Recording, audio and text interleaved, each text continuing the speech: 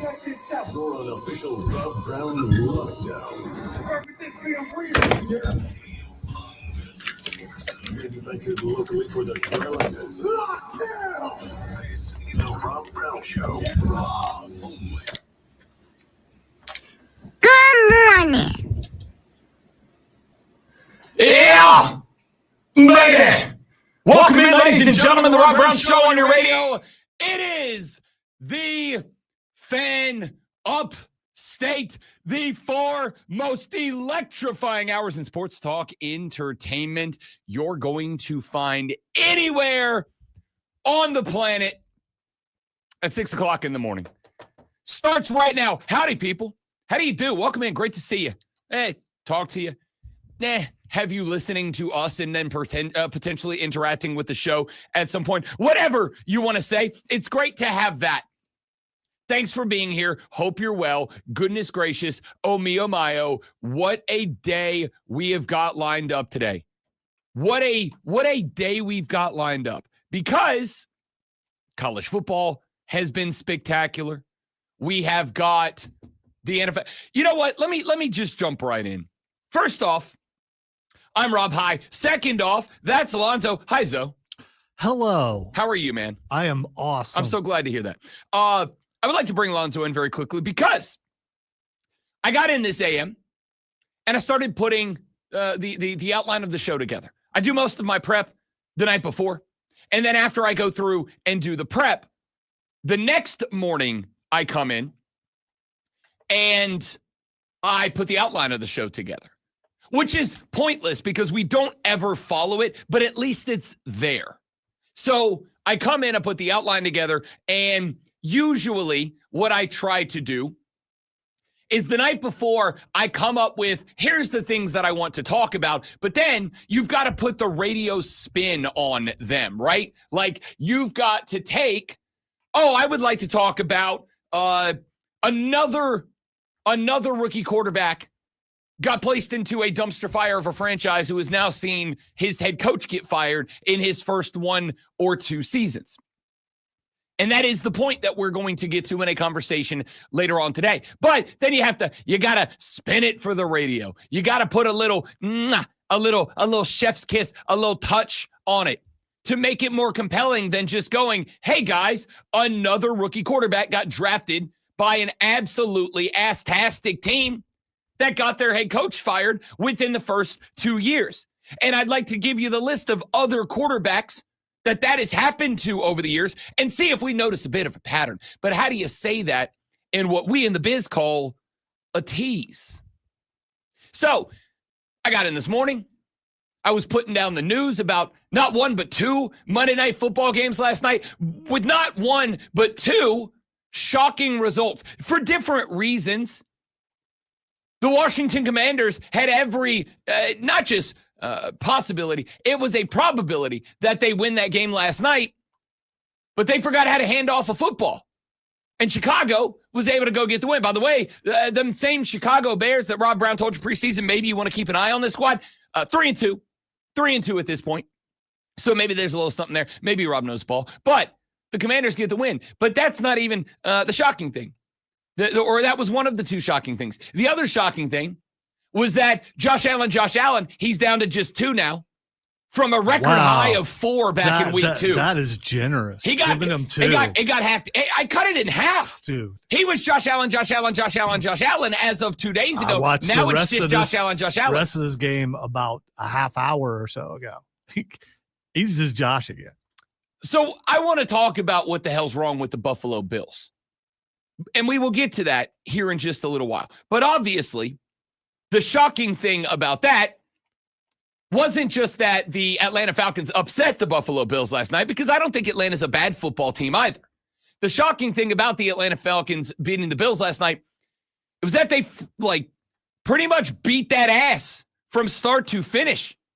I mean, Buffalo made it a little spicy and dicey at the end. But by and large, Atlanta was in control of that contest from start to finish. You mean that team with no offensive line? That team with a defense that is constructed out of 1 to 3 wet paper towel rolls. Yeah, that defense, that offense, yes. It's bad. It's part of the game. Sometimes you have injuries. Now, we're going to circle back around, and I will give you all the time that you want to poop on the Bills, because that isn't what I'd like to get to here. What I would like to get to here is, as I was in this morning, reacting to those two Monday Night Football games, putting the show outline together and trying to come up with a little radio kiss to give it something compelling, to give it something entertaining beyond just saying, hey, here's what I'd like to say right now. As I sat in the office and I was putting together on our live stream our little ticker that runs down at the bottom that kind of gives you a little tease of what is going to be discussed on the radio program today, Lonzo walked into the office. Now, when Zoe walks into the Fortress of Nerditude in the AM, there's one of two ways that our morning starts. The first is, as I'm trying to grow and evolve, adapt as a person. And one of the things that I am trying to learn how to be comfortable with is that silence is okay. It's okay for things to be quiet. You don't have to say, hey, buddy, how you doing? All the time. Sometimes you can just acknowledge you're here, I'm here, we're here. We're about to spend 4 hours talking to each other. We don't have to go through the platitudes in the AM. Hey, man, how was the drive? How's the weather? How's the wife? Like, you don't have to do all that. So I'm trying to get better about that. And sometimes Zoe walks in and we just don't say anything. It's understood. I'm glad you're here. I hope you're well. I hope you had a good drive in this morning. We're about to talk to each other for 4 hours. We don't need to say anything. Or when somebody walks in, or when Zoe walks into the Fortress of Nerditude, when I'm getting the show set up, one of us will make an observation or a discussion about something from the day before. It may be a little smart-ass quip. It may be an astute and deep and profound observation about something we saw yesterday. But we say something connected to something that we saw yesterday. And so when Zoe walked into the room, he started the day by saying what, Lonzo? Who's the best team in the NFL? Yeah. I believe if I recall correctly, I believe what you said is, who's good in the NFL right now? I believe the question was, who's good in the NFL right now? And that is amusing. Because as I put the show together this morning, one of the topics that I wrote down on the tablet, one of the things that is actually in the little headline ticker running across the bottom of the screen this morning, telling you what we're going to discuss on the show, is I have no idea. We have no idea who's good in the NFL right now. Like, we talked 2 weeks ago about college football, and I pointed out that at the time, 2 weeks ago, college football had, I think, the first Macho Man Randy Savage weekend where the cream rises to the top. Yeah. And it felt like we started to get a bit of a picture about who are the contenders and who are the pretenders in college football.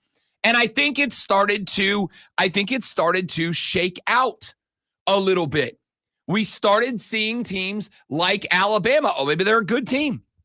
Hell, Ole Miss is 6-0. We're halfway through the season. It took almost halfway through the season. Oh, we're halfway through the season? That made me sad unnecessarily. We're also a third of the way through the NFL season. Yeah, but that's not as impactful as we are halfway done with college football. Like, we're halfway done. Anyway, we started to see the shakeup. LSU, it's like, maybe they're not as good as we thought with the loss to Ole Miss. Georgia took the L to Bama. They're not the juggernaut we thought they might be. Hey, maybe this Ole Miss team really is finally a good squad. Hey, turns out Rob Brown got completely and totally bamboozled, hoodwinked, and swindled by Penn State. Hey, remember, though, because although I did say that Penn State was going to be good, I also told you Indiana's not a joke this year with Fernando Mendoza. And now he's a Heisman Trophy, not just a Heisman Trophy frontrunner. He's the Heisman Trophy frontrunner. And lucky them, They don't play Ohio State in the regular season. They do not. But I'll tell you this right now. They went on the road and beat Oregon. Tell me Indiana can't win the Big Ten this year. They absolutely can. It'll be a ball out. They can't. See, I don't think your team is as dominant as you are portraying them to be right now. You wouldn't have said Indiana could go to Oregon and beat the Ducks either. I thought the Ducks were overrated, but I don't. But the point is, we started to see it set a little bit, right? It's like one of those toys you had as a kid. Well, I'm making this up. It's like a toy that maybe you had as a kid where you got a big thing of water, and inside of it is like, there's like oil, then there's like water, then there's like sand, then there's like rocks, and you shake it up and it's all jumbled. But over time, it starts to settle. The big rocks go down, and then the sand sifts in, and then the water, and then the oil rises up, and you get all these different multicolored substances that stack. But it takes some time to get there. That's kind of what college football was. I would like to say that that's about the time we're at in the National Football League, with most teams having played 6 games and a few having their bye and playing 5. But who are the best teams in the NFL right now? Because as of right now, it's obviously not the Bills. They've lost 2 in a row going into the bye week. Is it the Patriots? Are the Patriots the best team in the NFC or in the AFC East right now? They're 4-2 with a win over the Bills. They are on the top of that division right now. Are the Pittsburgh Steelers actually a good team? Or are they doing that thing that they do every year where they get Mike Tomlin to the no losing seasons mark, and then they kind of tail off down the stretch? I don't know. Are the Jacksonville Jags actually good? I think so. They're at 4-2 right now. But they also just lost to Seattle. But wait, is Seattle good? They're 4-2, but so are the 49ers. The 49ers 4-2, and without Brock Purdy, with Mac Jones. But are they actually good? I don't know the answer to that. I think what about the Packers? The Packers spent 3 weeks looking like the most dominant, complete, and complementary team in the National Football League, and then they stank for the last 2 weeks. What about the Eagles? The Eagles won the Super Bowl last year. They were supposed to run it back. Not a bad football team at all. They're also 4-2, but they're 4-2 with back-to-back losses to the Broncos and BT Dubs, the New York Football Giants. Are the Eagles good? I don't know. There is one team. Now, you know what? Scratch that. I'll even stretch to give you 2. I'll stretch to give you 2. There are 2 teams right now that you're like, maybe them?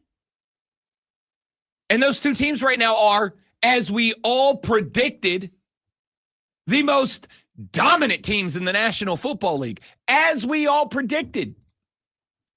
Tampa Bay and Indianapolis.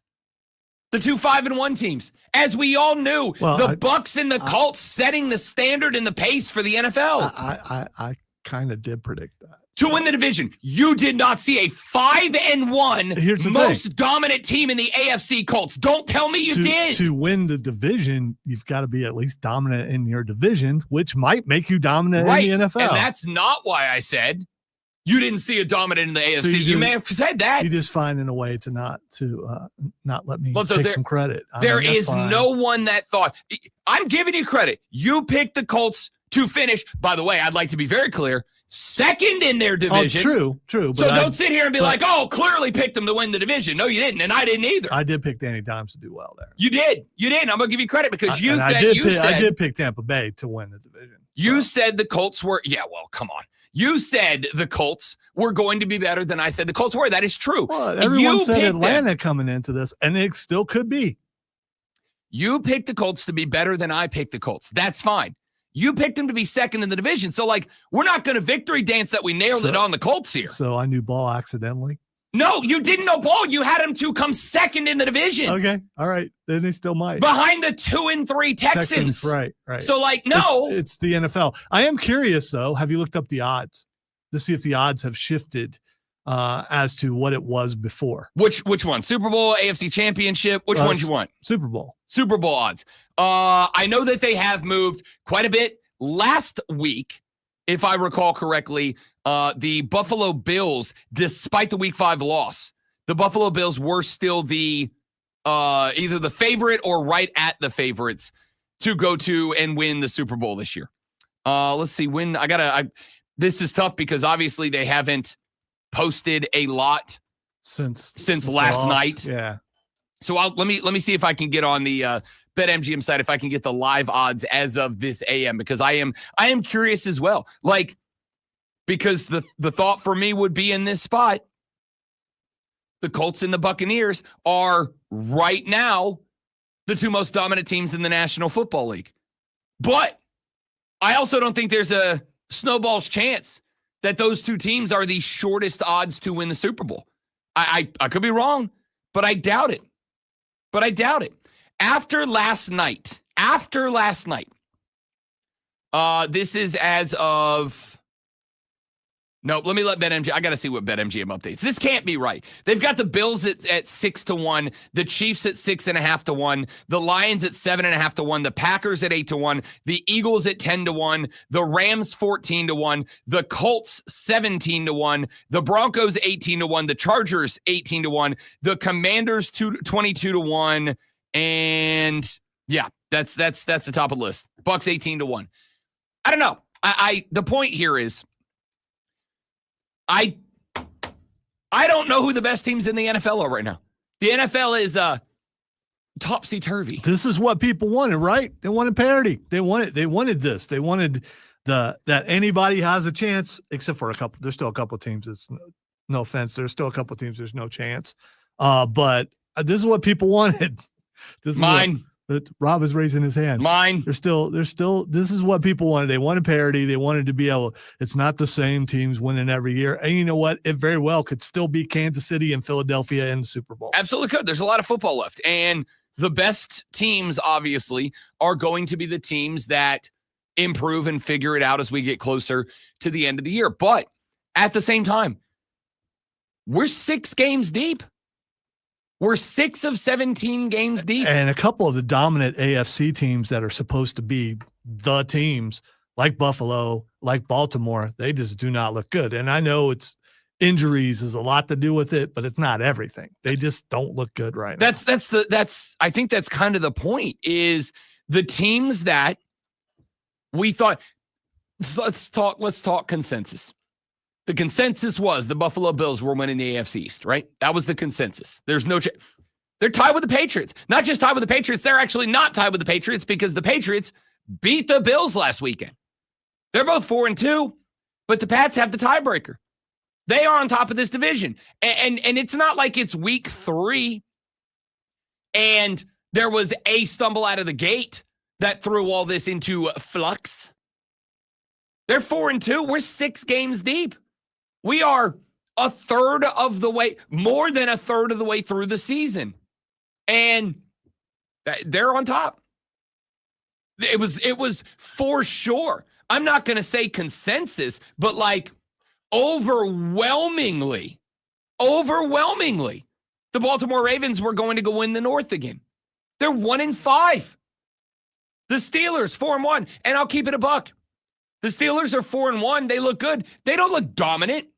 They're 4-1. They're on top of the division. They don't look dominant at 4-1. The Colts. I think this was probably the most split up division in terms of picks. You had a lot of people like Zoe went with the Texans. Your boy Rob Brown went with the Jags. You had a fistful of people that went with the Colts. The Jags and the Colts are 1 game apart from each other in that division right now. The AFC West, consensus just about. It's the Chiefs. They're 3rd in that division behind the Chargers and the Broncos. The Broncos who just beat the Eagles, by the way. Like that's a little deceptive because they haven't played each other too much. At the end of the day, you're all playing NFL teams.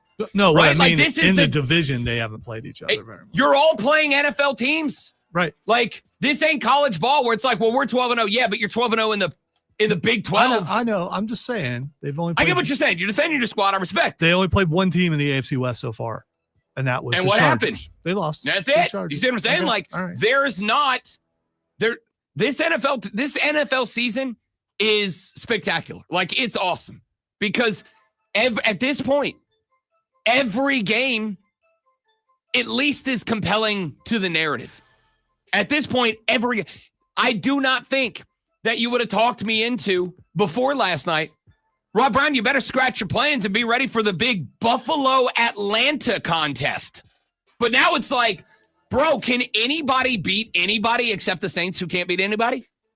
I go, well, they did. They beat the Giants who then turned around and beat the Eagles. What is the NFL right now? It's great. It's great. Every game matters. There's a reason to watch just about every game. It is. Yeah. Every game matters. Every game has at least an impact on the narrative right now. All right, we got a lot we're going to get into today, including a bunch of NFL breakdown. We've got to talk more college football. Carolina Gamecock fans, what do you expect to see out of your offense now with the first coaching change? With the offensive line getting a new bit of leadership. We'll talk about that and a whole lot more. I'm Rob. He's Lonzo. The Rob Brown Show was on your radio. Let's go. It's the Fan Upstate.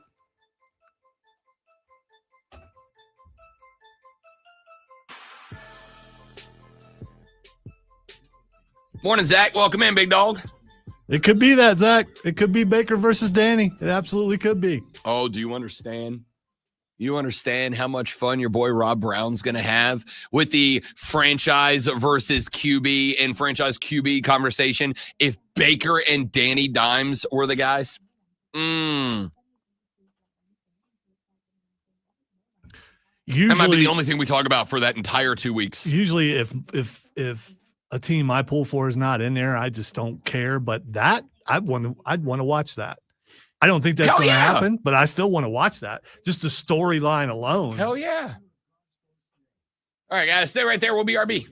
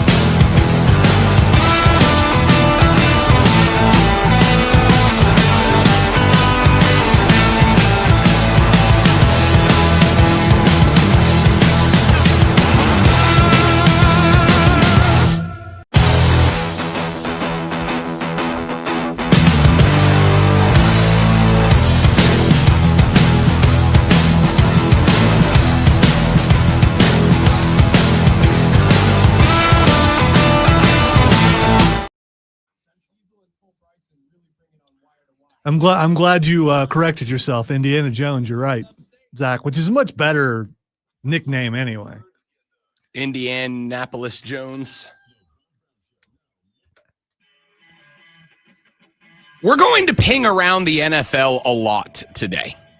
We're going to talk quite a bit of NFL. We are going to talk some college football coming up in a little while because I would like to expound upon something that I said yesterday on the show, which is That game against LSU was very winnable for South Carolina. Like, it was very winnable. You stopped yourself from winning. And I want to circle back around to that later on. But we are going to talk a lot of NFL because I made the recognition last week that we have kind of, to some degree, eschewed the NFL to a degree. And, as the Rob Brown Show is an all the sports show, I'd like to make sure that we're on top of the game. That's been your word lately. It's one of my favorites. It's a good word. It's a great word. It's a great word. I don't know if it's a sports radio word though. We are sophisticated. We are cultured. We are men of culture. I mean, the people listening this early, they all know issue for sure. But 100%. People who get up at 8:30, they don't know that word. To deliberately abstain from issue. It's a good word. Today's Merriam-Webster.com dictionary word of the day, Lonzo. Utopia. Utopia, today's word. An imaginary place in which the government laws and social conditions are perfect. A place of ideal perfection. Utopia. Feel free to work that in. You mean like this program? You know what? I would say that this program is indeed a utopia of sports talking. I would concur with that. So let's talk about the NFL MVP here for just a minute, because I don't know who it is. Baker! I know who right now, as far as I'm concerned, that hurt. I'll be the front runner. You just got to lean into it. You just got to lean into it. You just got to own it. I think I should have came from the diaphragm. I've never understood how to do that. Now, with that being said, my belief would be that as we sit here on October 14th of 2025, and with the knowledge that the most valuable player award, much like the Heisman Trophy, is to some degree, no, it is a quarterback award. And it is to some degree a quarterback popularity contest. With that being said, these are the odds as of this beautiful morning. Great one right now. You know who I think it is? Right now, who's the front runner for the most valuable player if I wanted to go pop a bet down on our friends at BetMGM's website? Who's the front runner this moment? I think I just said who I think it is. And that's who I thought it was too. If I was to tell you it's not Baker Mayfield, which I will because it's not Baker Mayfield. Who's next? Who's next? I don't know. I mean, I would say, Danny Dimes, but it's not. Not only is it not Danny Dimes, it's probably a running back. It is not. Wow. It is a quarterback. In fact, of the top 1, 2, 3, 4, 5, 6, 7, 8, 9 guys. It can't still be Josh Allen, is it? It is not Josh Allen. Okay, wow. He is second. Shortest odds. Who's number one? You're overthinking this. It's not Patrick Mahomes. It is Patrick Mahomes. Weird. This is part of the reason. Although he's been playing really, really well. It's not. I wouldn't disagree. I got problems with the defense. I wouldn't disagree. Well, hang on just a second. I agree. I got problems with their defense too, but let's not pretend the Chiefs' offense is a well-oiled machine right now. They got issues. Well, they've improved every week, and guess who comes back this week? I didn't say they haven't been improved. Okay. I said let's not pretend they're a juggernaut right now. They might be at the end of the year. I said Patrick Mahomes is playing really well. That's all I said. Mahomes is playing fine. But he's not going to win it because he's in that Michael Jordan, once you win an MVP a couple of times that you're probably not going to win it again. Not according to Las Vegas. Patrick Mahomes, not just the shortest odds. He's 2-1. Huh. 2-1. 2-1. Now, for those of you, I don't know quarterback play. I don't know who's playing better. I mean, statistic wise, there probably is someone. I don't know. But if you take Patrick, what is the definition of MVP? If you take that player off the team, can that team win without him? And in this case, probably not. So yes, that is. I'm good with that being the definition of MVP. You could say the same thing in Baltimore, but they couldn't win with Lamar, and now they can't win without him. So fine, Lamar's not anywhere close to the top of the list, and he shouldn't be. You are correct. It is well, let me take that back. This is a fight that we had on the show a few weeks ago. And I don't even remember what the conversation was about, what MVP award we were talking about at that moment in time. But I made the argument then, and I'll make the argument now, that about half of the country approaches MVP incorrectly. About half of the country. And here's what I mean. There's two ways to approach your MVP thoughts. The first is you treat it as the best player award. You treat it as the best player award. This trophy goes to the best player in their spot. And then there is the correct way to discuss, which is to put the emphasis on the word valuable in the phrase most valuable player. Most valuable player, to me, should go to the player who is the most valuable to their team. As in, if that player was removed, this team would be hurt the most by it. Well, the NFL is a quarterback-driven league. That's not a theory. That's not subjective. That's just a fact. It's a quarterback-driven league. So I understand the argument that it is more likely than not in a quarterback-driven league, where at any given moment, there's really only ever 3 to 5 top quarterbacks, maximum 3 to 5. And more often, it's really like 2 or 3 top quarterbacks. And everybody else has got to have other guys across the entire starting 22 pick it up when you do not have a top man at quarterback. But even if we go with that, I'm still looking at the value the quarterback provides. And if we go with it's a combination of the value you provide and the team's got to win. Now, I do think a player can be the most valuable on a bad team.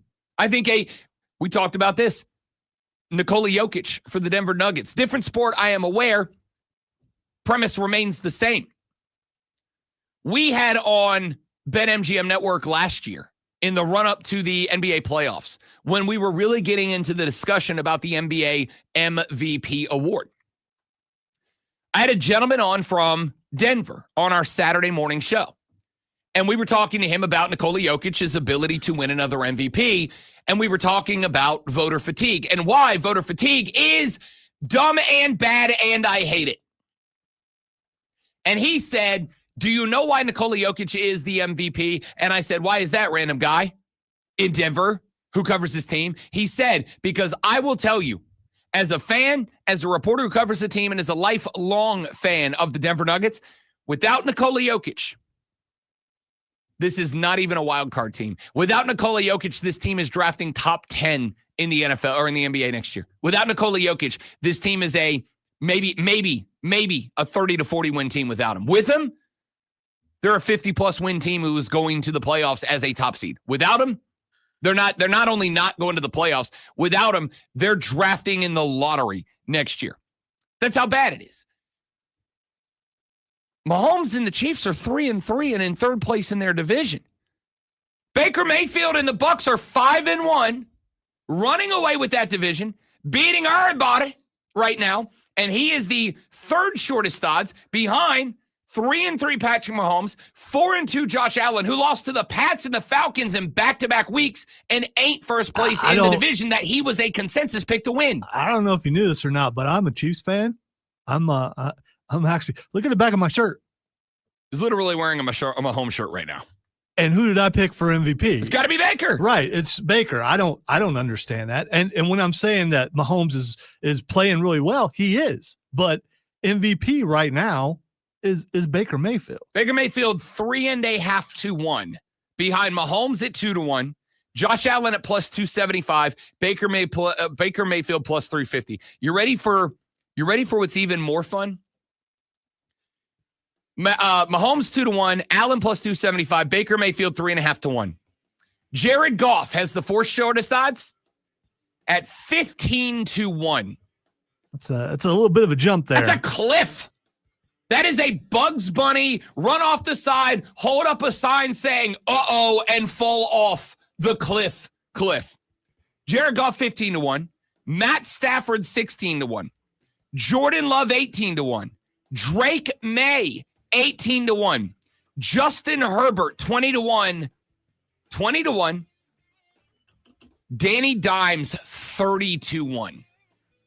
The drop from Baker to Goff, 3-4, is only slightly less impactful than the drop from Herbert to Jones. For the rest, just in case you're curious, Lamar Jackson, 35-1. Jaden Daniels, 40-1. Same with Dak Prescott. Sam Darnold, 50-1. Jalen Hurts, 66-1. Aaron Rodgers, 80-1. Trevor Lawrence and Caleb Williams, 100-1. Bijan Robinson, after what he did last night, I'd say he might be the best player in the NFL that nobody says is the best player in the NFL. Just to give you a hint, every guy we've said so far, all quarterbacks, where's Bijan Robinson today? 150-1. Daddy might go drop a tenner on Bijan Robinson right now. Are there any defensive players on there? Let's see. Curious. Looking down the line, Puka Nacua, Jahmyr Gibbs. Aiden Hutchinson, first defensive player, 250-1. It's an MVP. It should be called the MVQB award from now on. Back after this on the Rob Brown Show in the Fan Upstate.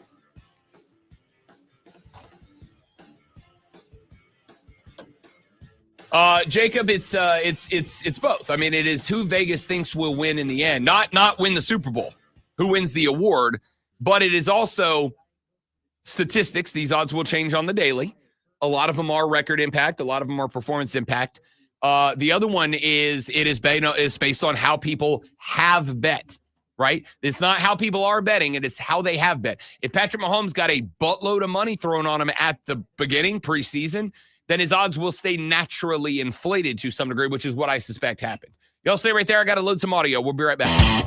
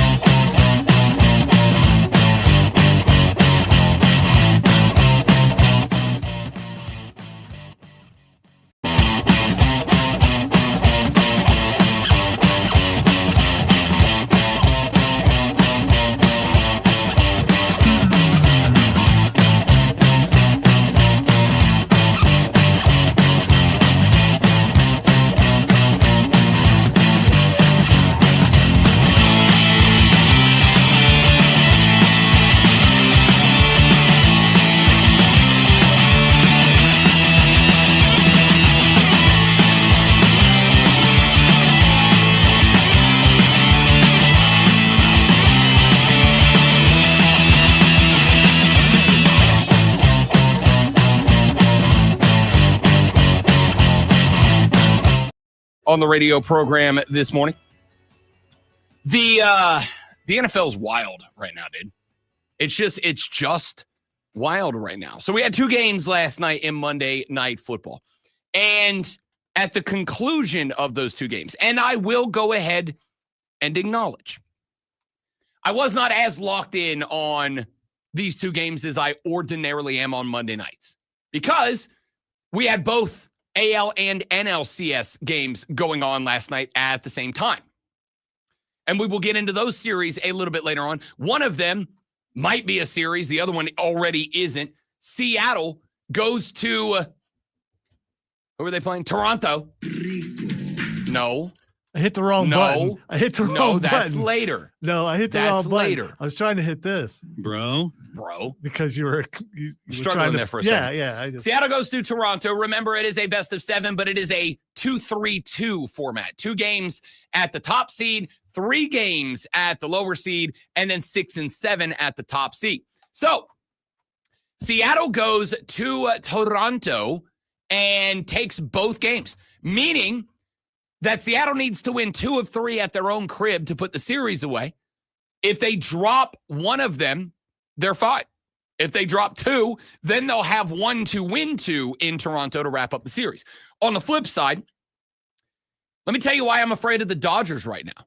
It's not, this is very quick, then I'm coming back to the NFL. I'm afraid about the Dodgers right now because for a team that is built on chicks dig the long ball, for a team that is built on going and bringing their big dongs all over America, this team is winning a bunch of 2-1 ball games.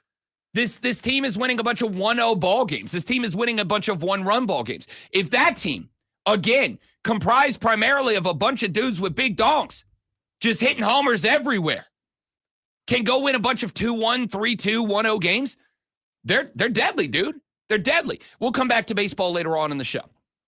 But I was not as locked in on the 2 Monday Night Football games last night as I ordinarily am. I will circle back around today and do a little film study on these 2 games. But based on what I saw, the 2 teams that I think we would have expected to be your 2 winners last night, that would have been the Bills on the road at Atlanta and the Commanders over the Bears, would have been my picks for straight up winners last night. I would have gone 0 for 2.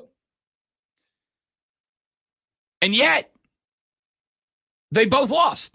Granted, in very different ways. The Bills were just off last night. But the thing is, that's 2 weeks in a row. Because remember, they lost to the Patriots last weekend, and they looked bad in that game. And I would take you back 1 week before that. The week before that, the Bills played the Saints, and they did not look good against New Orleans. New Orleans was in that game for 3.5 quarters before Buffalo finally broke it open down the stretch. So I don't know what to make of the Bills right now. Now, I do have some thoughts. The first of which is that defense is paper thin. I mean, just wet paper towel thin right now. Bijan Robinson, who, let me be abundantly clear, I love Bijan Robinson. I wish he was good. I wish he played for anybody but Atlanta, right? Like, as a Saints fan, I wish he played for anybody but Atlanta so that I could enjoy him without hating his football team all the time. I wish he was doing this in Seattle. I wish he was doing this in, I was going to say Cleveland, but I take solace in the misery. That doesn't work for me, brother. Of Cleveland fans as well. Bijan Robinson's a dog. Bijan Robinson is absolutely killing it right now. In his last 5 games, he's only had 1 where he went for under 75 yards. He rushed for only 24 yards on 12 carries all the way back on September 7th in the season opener against Tampa Bay. Since then, 143, 72, but averaged 5.5 yards a carry, 75 against Washington, averaged 4.4 a carry, and last night, 170 yards on the ground and a touchdown. Oh, and if that wasn't enough for you, Bijan also had 6 grabs for 68 yards as well. Drake London is going to catch later on today a is not real award. 10 catches, 158 yards, and a touchdown. Michael Penix Jr., 20 of 32, 250, and a tutty on his stat line as well. Atlanta's not a bad football team. This is part of the reason that I said coming into the year, I absolutely will not be shocked if Atlanta wins the NFC South. I'm not going to pick them to, because I will not pick them to until they do, and they change the entire narrative that floats around that football team. But I wouldn't be shocked if they do. They've got a good offense. They've got the dudes. If Michael Penix Jr. is a dude, they've got the dudes. Looked like a dude last night. That being said, Buffalo's defense is atrocious right now. And I was having the conversation with a buddy of mine last night, buddy of the show, Jack, who is a big Bills guy. And I know we got a lot of Bills fans in the audience around here. So if any of you Bills Mafia are listening, 844-326-3663, I would like to give you an opportunity not to talk to Lonzo, to talk to me about what is going on with your football team. Because this team is built right now with a ton of offensive firepower. Call in and cry. Come on, call in and cry. I got to tell you, that's a lot of talk from a 3-3 team, pal. That's a lot of talk for a team that doesn't have as many wins as Buffalo does. Maybe not the time for a Chiefs fan, yeah? By the way, you can't stop me. No, I know I can't. I don't care. I can't say I can't. My team could be winless right now, and I'm still going to make fun of Buffalo. Okay, I mean, hey, it is what it is. Just like, until they take it away, I'm going to do this. That's just who I am. Ain't no hate like football hate. The Bills have a paper-thin defense right now. And I think we have hit a point of the season. If I can take you back to, I was going to say last year in the playoffs, I think I could say the last 3 years in the playoffs for the Buffalo Bills. I've had the same take about this football team in all 3 years. And that take on this football team in all 3 years has been, if you are coming into games and the expectation is, worry not, have no fear, for the great one, Josh Allen, is here. You're going to lose. And that's true about anybody. It's true about Lamar. It's true about Mahomes. It's true about Josh Allen. It's true about Baker Mayfield. If you come into a game and your team plays like booty cheeks because you have the mentality of, welp, we'll just ask Josh Allen, or Patty Mack, or Baker Mayfield. Sorry, Baker, since I'm doing the nickname wagon right now. We'll just ask our guy to put his underoos on the outside and tie on his cape and save us, Joshua. You're going to have a bad time. Because if nobody else is able to open up the floor for that guy to then do the things that guy does, you're screwed, bro. Like, that is what happened to the Chiefs in their 3 losses. Nobody else was doing. And granted, again, much like Detroit right now, same situation. A lot of game-impacting injuries. Detroit's got like 8 defensive guys that are out right now. Same with the Ravens. That's why I got the can't spill cup going now, Zoe. Yeah, I think if there's a way no, please. Well, I can't if I do it that. Yeah, don't do that. The Detroit Lions right now. The Detroit Lions, same situation. The Ravens right now, same situation. The Ravens in their last 2 losses have had a minimum of 6 defensive starters unavailable. There are problems. And when you have that many guys that are out, it crosses from the land of excuses into the land of reasons. If you are missing 6 starters, that's a reason you lose. You can hit me all day with the platitude of next man up. But if you're the next man up, you're the next man up because you ain't the man, dog.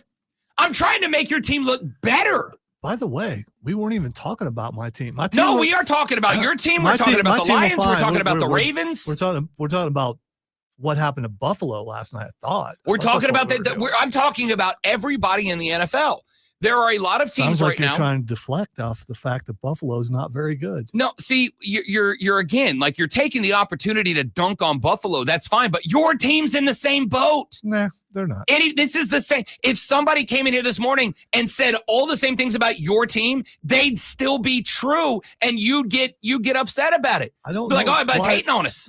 Why is this about me? But you're making it about you. You're dunking on the Bills. I have never in my life made things about me. You're dunking on the Bills right now when it's a segment about your team and the Ravens and the Lions and the Bills and the Packers and a lot of other teams that aren't where we thought they would be coming up on halfway through the season.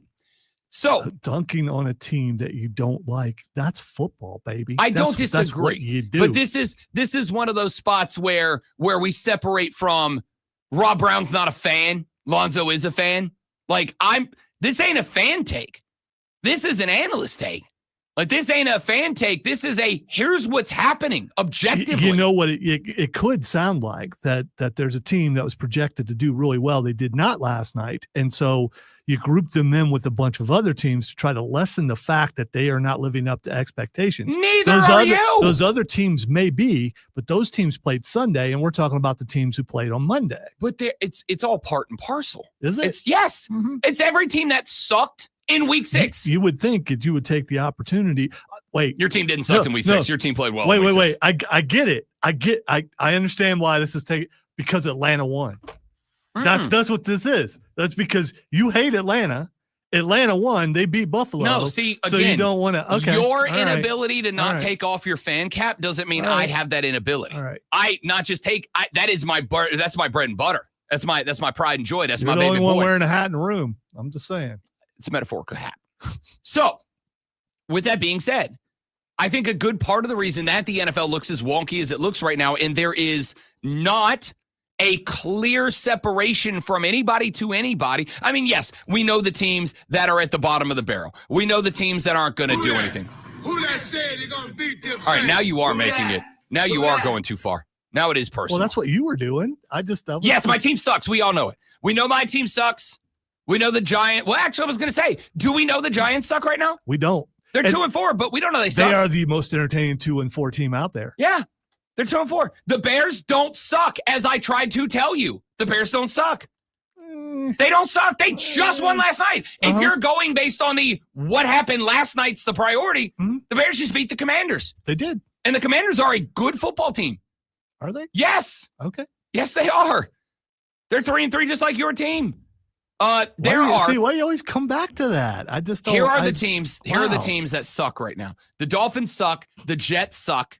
The Ravens suck. The Browns suck. And again, I want to be very clear. All right. Who's the worst team in the NFL? I asked earlier who's the best. The Jets. Okay. The Jets. Right. I think we can agree on the Jets. The teams that suck. The Dolphins suck. The Jets suck. The Ravens suck. But let's see what happens when Lamar comes back. Because, yes, while one guy cannot go win you games, they can help a lot. That hamstring looks really bad. That might be season ending. I think at this point it's fair to say, no, he's banged up. If you want to say he walked out of the Chiefs game, that's fine. To miss 2 more weeks after it, no, he's banged up. But we'll see if that changes. The Browns suck. I don't think the Texans suck, but they're not good. The Titans suck. They fired Brian Callahan yesterday. Which we're going to talk about later because yet another rookie quarterback sees the franchise stink and ate all the blame for it. The Raiders stink. Like, the Cowboys are 2-3. Are they a bad team? They just lost to Carolina, but I don't think Carolina's a bad team. I don't think they're good. Yeah, but I don't think they're a bad team. Wow, that counts. They're not bad, but they're not good. They're 3-3. What's in between good and bad? Okay. I mean, yeah, I don't know. But I think that's where the Cowboys are. I think right now, and this is a compliment for the record, I think that's where the Giants are. I don't think there's anybody in the NFC North that's bad. The only team out of the NFC South that's bad is the Saints. And, I think the Cardinals are bad at 2-4. Everybody in the West is 4-2. Like, we don't have there's a lot of teams at the bottom, but there's nobody that has just separated themselves from the pack. And I think that is it is unlike college football, where we're starting to see the pecking order take shape halfway through the season. We're not quite halfway through the season with the NFL, but there's no pecking order at the top. There's none. There's a big group of these teams might be good, and then a bunch more teams of these teams might also be good. You know what will be good? Definitely and for sure. Lonzo Sports Flash. I don't know. I feel like I've been trod upon for the last 10 minutes for some reason. Chicago Bears now 3-2 with a 25-24 win over the Commanders. The Bears trailed by 2 with 3 minutes left when the Commanders fumbled a handoff near midfield. Caleb Williams led a drive that led to a Jake Moody 38-yard walk-off field goal. The Atlanta Falcons are 3-2 after a 24-14 win over Buffalo. Michael Penix Jr. went 20 of 32 for 250 and a touchdown, while Bijan Robinson carried 19 times for 170 yards and a touchdown and added 68 receiving yards.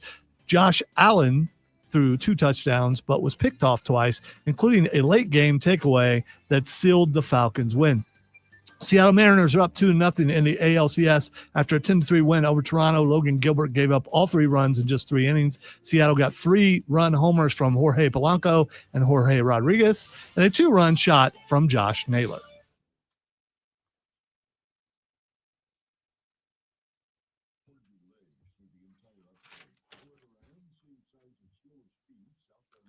Apparently, I don't know how to say Atlanta. Or I'm starting to speak like the Utes when they say Moton and they forget the T's and stuff. I don't know.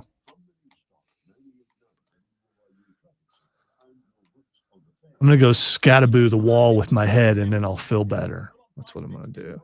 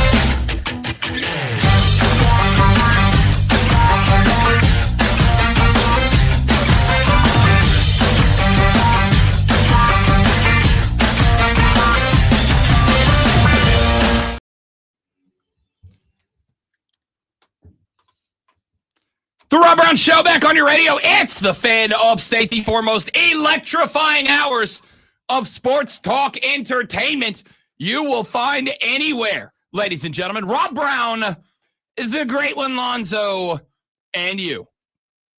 Phone line's open for you. 844-326-3663, 844-FANFONE. Y'all are remarkably quiet this morning, and I do not appreciate it. Greenville, Spartanburg, and entire surrounding metropolitan area. I need more. I need a little gas, a little electricity this AM. I need you to participate. 844-326-3663. Shoot me a tweet at The Rob Brown Show, at The Rob Brown Show, Lonzo at Lonzo on Word, or Body up in the hizzy at The Fan Upstate across the social mediums if you'd like to get to us there. If you got something more long format, you don't want to get on the air with it, rob.brown at thefanupstate.com, rob.brown at thefanupstate.com if you want to get at us in that direction. We are all over the map this AM. We've got a lot that we need to talk about this AM. We will continue to talk about it all this morning, but it is 7:02 in the AM portion of the day. You now have less than 58 minutes until you got to get your butt up and out of bed. You got to get your coffee. You got to get your breakfast. You got to knock that back. You got to shower. You got to get dressed, go through your morning routine. You got to get in the car. You got to go to work. You've got to sit down at the desk. You got to get that big yawn out. You got to write down your emails, do all that stuff. You got to pretend that you care about being at work and not show the world that you're really just there to kill time until we get to Thursday and football's back, baby. How do you kill time at work? You talk sports like adults.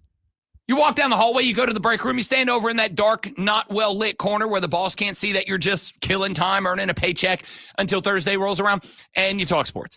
But you've got to know what's going on in the world of sports, don't you? You do, and that is why we do this. Are you ready for the playbook of the peculiar, the almanac of the absurd, and the encyclopedia of the extraordinary? Well, you better be, because we're diving headfirst into the 3 top stories that will have your coworkers saying, Are you guys sniffing on newsprint or something? before they take their first bathroom break. No.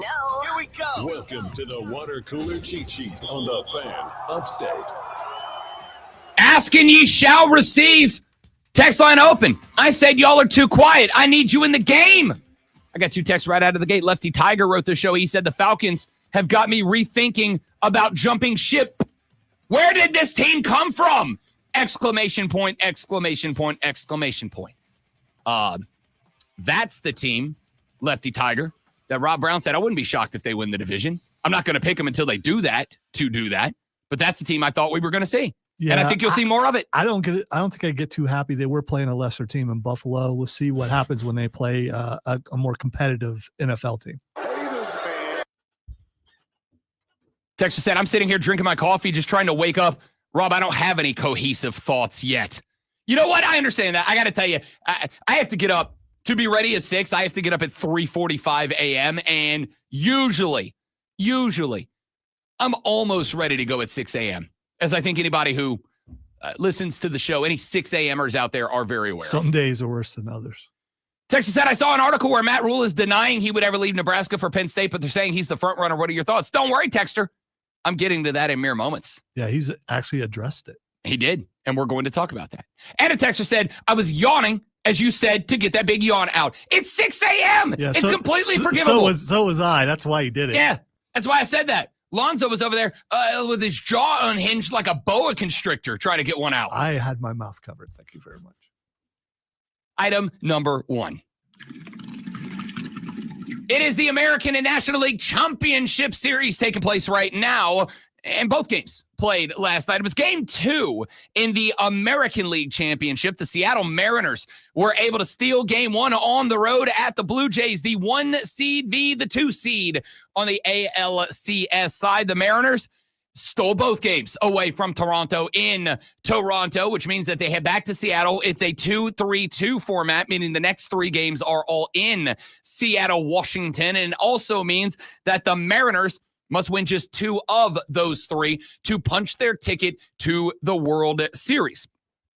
Last night for the Mariners, it was Logan Gilbert who got the start. And it was not a great start from an ace. 3 innings, 5 hits, 3 runs allowed in those 3 innings. Cade just 2. But after that, Bizardo, Vargas, and Hancock all pitched 2 innings. They combined for 1 hit, no runs, and a K per pitcher. Through the run, 30, 36, and 39 pitches, respectively, between Bizardo, Vargas, and Hancock. On the flip side, Trey Yesavage, who was Yesavage in his game where he made his debut in the MLB postseason against the Yankees, not so much last night. 4 innings, allowed 4 hits, 5 runs, all earned, walked 3, K'd 4 in his effort last night. Listen, I'm pulling for this kid. Like, Trey Yesavage is a beaut of a pitcher, at least in terms of the story. This man went through every single level of the Blue Jays organization to finally make his way to the big league roster and showed out in game number 1. Last night, he went up against a spectacular lineup out of the Seattle Mariners. That lineup for the Mariners, 10 hits last night, but much as they have been doing all year long, the Mariners said, "We got big dongs for you, Toronto." How about a trio of them last night? Jorge Polanco in the 5th inning off of Varlin with 2 on, a 3-run shot. Josh Naylor, a 7th inning shot with 1 on and 1 out. And Julio Rodriguez. I hate you right now. It's talent. I learned it. A 1st inning 3-run shot to get the scoring started for the Mariners. They were up 3-0. Now, Toronto would climb back in. They put 2 runs on the board in the 1st. They put another run on the board in the 2nd. It was 3-3 into the 3rd. But then it was all the M's down the stretch. The Polanco dong to center, scoring a Rosarena and Raleigh. Crawford single to left and scored Rivas in the top of the 6th, made it 7-3. Naylor with the big dong to right, 359 to score he and Polanco, 9-3. And then Crawford with the sac fly to center to score Eugenio Suarez in the top of the 7th. That made it 10-3. And at that point, the M's just rode that bad boy out. Mariners up 2-0 in the ALCS, headed back to Seattle for games 3, 4, and 5. Over in the NLCS, started last night. Game 1 goes the way of the LA Dodgers. Let me tell you why I'm terrified of this baseball team. This is a baseball team that was expected to make a run through the playoffs based on their big dogs. Here's the thing. They're winning a bunch of low-scoring 1-run games. Like, the over-under in Dodgers games are always like 7.5, 8.5, 9.5. There were 3 runs scored last night, and the Dodgers win. They did it twice against the Phillies, winning run games. If this Dodgers team can beat you in 1-run games, in low-scoring 1-run games, in under-hitting 1-run games, they are the best team in baseball. Because we know that they can pop off for 12 any given night. That was never the question. The question is, what happens if there is a night where they're held to 5 or 6 or 7 hits? What happens if there is a night where the chicks can't dig the long ball because there ain't none? Then what happens? The answer is the Dodgers still win. Last night, Blake Snell, an absolute gem, went 8 innings, faced the minimum in 8 innings. He got every single one of the 24 that he faced the minimum. 8 innings, 1 hit allowed, K'd 10, 103 pitches, a .86 ERA in the postseason for Blake Snell. Roki Sasaki came in, and Sasaki threatened to give it up. Sasaki's been one of the better out-of-the-bullpen guys of anybody in the postseason. Last night, not his night. 0.2 innings pitch, gave up a hit, gave up a run, walked 2 on 22 pitches before giving way to Blake Trinan, who just had to come in and get the final out. No big deal, right? Yeah. Except for the bases were juiced when Trinan came in to get that final out, and he got that final out. Recorded with the save was Blake Trinan. Over on the other side, just 7 hits, by the way, for the Dodgers. The big one, a Freddie Freeman dong in the 6th that gave the Dodgers a 1-0 lead. Mookie would walk in a run with the bases juiced in the top of the 9th to make it a 2-0 game. Milwaukee did get one in the bottom of the 9 before they went to Trinan, and they were able to close it out. 7 hits last night, 2 hits for the Milwaukee Brewers. You're not going to win games if you're getting 2 hitters. Like, you're just not going to win games with 2 hits. It can't happen. I don't care if the Dodgers only score 2. This is a problem for the Brew Crew. If you can go out there and you can have your pitchers hold the Dodgers to 2, you better win the game. But the problem that the Brew Crew is going to have, and the problem for either Seattle or Toronto, whoever faces the Dodgers in the World Series, because the Dodgers, as much as I loved, and for the record, picked the Brewers to go to the World Series over the Dodgers. As much as I love the Brew Crew and I'm pulling for them, I think this one's almost already in the books. We'll find out. Let's get to item number 2. 2 Monday Night Football games went down last night. We start with the Bills and the Falcons. 24-14, Atlanta gets the dub in the upset win over Buffalo last night. Michael Penix Jr., 20 of 32, 250, and a tutty. But when later on in the next hour of the show, we give away our award, we're going to have a tandem pick for the Atlanta Falcons because Bijan Robinson, 19 totes, a $170, and a tutty on the ground. And that boy good. The Atlanta receiving core, well, Bijan Robinson also had 68 yards receiving on 6 catches, but it was Drake London who said, yeah, I can still play you guys. 10 grabs, a $158, and a tutty for Drake London over on the other side. The Bills did rush for 134. 87 of them go to James Cook III, but no touchdowns on the ground for Buffalo, which is quite unusual. They're usually good for a tutty or 2 in the ground game, at least in the red zone. The problem was they kept getting into the red zone and doing nothing with it, including late in the game when the Bills had an opportunity to make it a 1-score game late. Josh Allen threw one of the 2 interceptions that he had last night. 15 to 26, a $180, 2 tutties, 2 picks, a QB rating of 72.6. Did not think that I would end the night by saying Michael Penix Jr. straight up outdueled Josh Allen, who lost 50% of his Josh Allens last night. If he has another game like this next week, nope, not next week because Buffalo's going on the bye. If he has another game like this the week after that, he might, for the first time in the history of the Rob Brown Show, just be Josh Allen. That's not true. There was a really bad 2-week stretch last week when he was just Josh for a minute. It was just we dropped everything. Yeah, it's just Josh. But on this side, he's already just Josh. Well, you're a hater. You're a haters, man. So? Over in the other game, 25-24, the Chicago Bears. As Rob Brown told you they would be, sometimes it's the franchise, not the quarterback.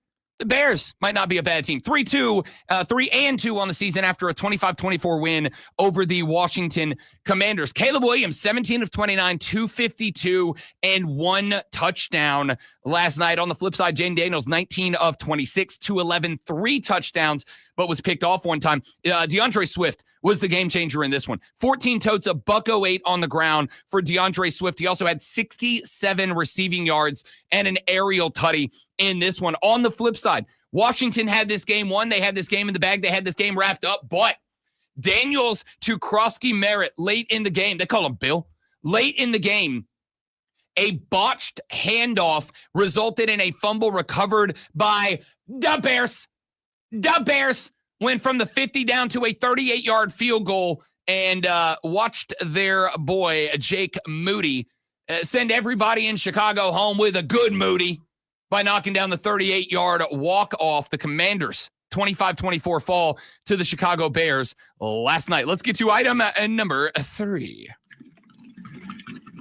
I have got a couple of quick-hit college football stories for you here. The first, Bill Belichick spoke for the first time yesterday since the reports this past weekend that he and the North Carolina come on and raise up Tar Heels were communicating about a potential buyout. There was a report that came out last week that said that, or I should say over the weekend, that said that Bill Belichick and the North Carolina Tar Heels were having conversations about a buyout. North Carolina was trying to find some way that they could lower the buyout to Bill Belichick. Bill Belichick had reportedly had a conversation with North Carolina that said, if I can find a job either on another team or in the media that will pay me a decent amount, then I will buy out of the contract. I'll give you $1 million and I'll hit the road, Jack, and not come back no mo. Bill Belichick spoke out yesterday and said that those reports were, and I quote, categorically false. End quote. He said, quote, there's zero truth to any of that. I'm glad I'm here. We're working toward our goals. We believe very much in the process. We just need to keep working and grinding away. And that's exactly what we're doing. When asked what the hell went wrong, Bill, because your team's real bad at football, he said that there were, quote, things we could have done better, end quote. He went on to defend general manager Michael, I use a typewriter because I'm 70 Lombardi, as, quote, has done a good job, end quote, reiterating that the timing of the hire of Belichick and Lombardi put North Carolina behind other schools in terms of talent acquisition, and said that regardless of the on-field results for the 2-3 team, North Carolina, he believes, has made major strides in its performance. No, but hey, to each their own. Am I right? If you go from being graded at a negative to being graded at like 2, that's like a major. That's true. No one's grading them at 2. No one. I'm talking they're about still a negative. his own personal grades. I'm not. I mean, you know. I mean, I guess maybe Hoodie thinks they're better than they are, but like no one else does. Belichick said it's a quote, it's a learning curve. We're all in it together, but we're making a lot of progress, and the process will eventually produce the results we want, like they have everywhere else I've been. That I had Tom Brady. Okay, I added the last part. That was me. That was editorial freedom there. Penn State's athletic director yesterday, Pat Kraft, took to the microphone, and he had some comments. So I'm going to play some of the audio for you later on in the show. But he said, quote, I'm here to win a national championship, and I believe our fans deserve that. Penn State, of course, fired James Franklin Sunday after 12 seasons following an 0-3 start in conference play. Why? Well, Kraft said that this is not a this is not a 3-game thing. This is really diving where we are as a program. What's the trajectory of this program? Kraft noted that the athletic department will cover the $49 million buyout that Franklin is owed, the second biggest behind only Jimbo Fisher's $76 million buyout. Why did I not get into coaching? Why did I not get into coaching? I would also like to point out, and I didn't even think about mentioning this yesterday, that $49 million buyout, Alonzo, also comes at the same time that they're doing $700 million in renovations to Beaver Stadium last night. The Adidas story grew some legs yesterday. There were a couple of folks a little bit higher up in media than your boy Rob Brown that started to toy around with the theory that maybe Adidas made the call. Penn State switching from Nike to Adidas. Adidas coming in, they want that team plastered on the college football landscape when they take over. And so there's a lot of smoke out there now that Adidas made the call and was like, yo, go ahead and make the move. Like, start getting ready for when we take over, because this ain't it. So we're going to talk more about this. Not just because I think there was something very interesting that the AD said in the press conference, audio from that coming up here in just a moment, but also the coaching carousel is spinning around at about 1,000 RPMs right now. There are 3 names that I have heard as front runners for the Penn State job right now. I'm going to tell you who those 3 are.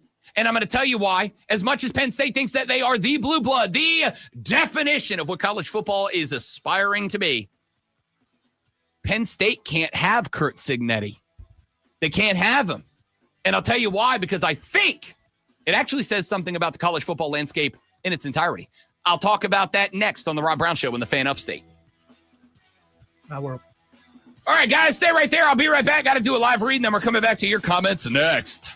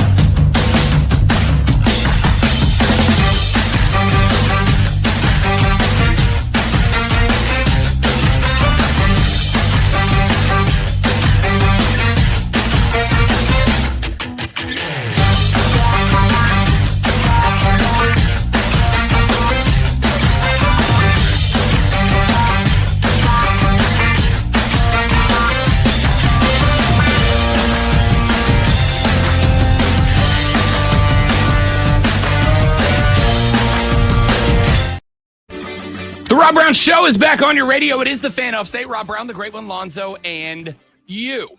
Penn State fires James Franklin after a dozen years at the helm. We already knew that was a possibility. We mentioned yesterday that against AP top 10 teams, James Franklin has a win percentage of 16% over those 12 years at Penn State. Now, you can talk all the livelong day about the fact that he averaged double-digit wins, that they were a 10-win team on average under James Franklin. You can talk about the point that every single year Penn State was one of the teams we were discussing coming into the season under James Franklin. You can talk about the fact that, and I do believe this to be true, from every story I've ever heard, James Franklin is a dude, man. Like, he's a good dude. He loves football. He loves his players, much like Dabo Swinney.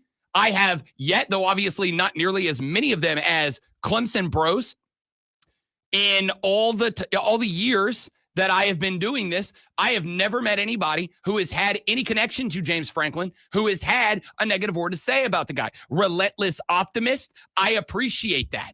My old man used to say, there were two things he said to me all the time. One was focus or stay focused. I have that quite literally tattooed on my arm in my dad's handwriting. The other thing he used to say to me was never stop being a relentless optimist. Like, that was his thing. It doesn't matter how bad it is. If you can make yourself see the good, if you can make yourself see the good and drive towards the good, you'll be able to figure anything out. And I believe in that. James Franklin is that. Like, he is an embodiment of that. Stayed focused, always an optimist here. But here's the reality about college football.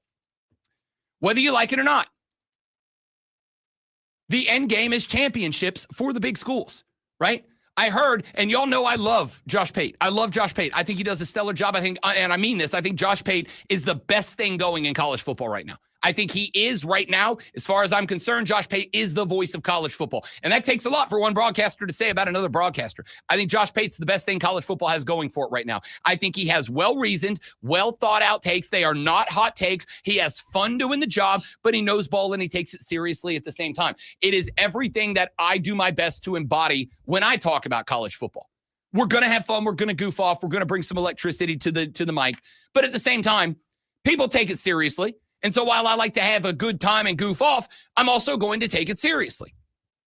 However, I heard Josh Pate's take on this. He said, look, just because you're not on the bottom rung of the ladder or the top rung of the ladder, like, the nature of a ladder is that there are several rungs to it. That's what he said about it. And he said Penn State was way closer to the top rung than the bottom. And that's all well and good.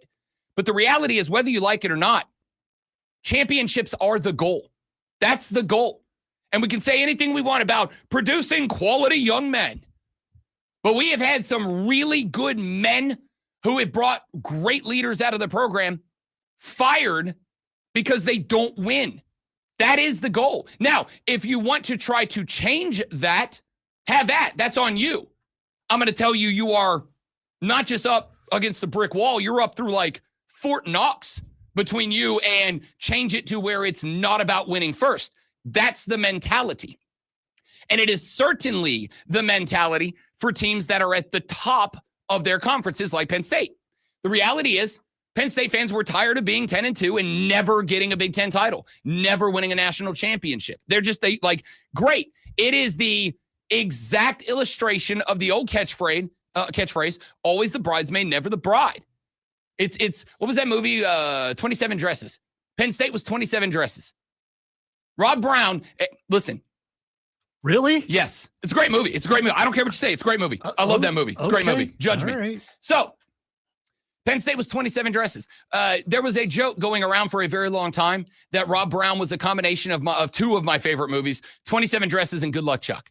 Because from the age like 17 to 39, I mean this, I have been in as a groomsman, as a best man, or as an officiant. I have been in, and I counted.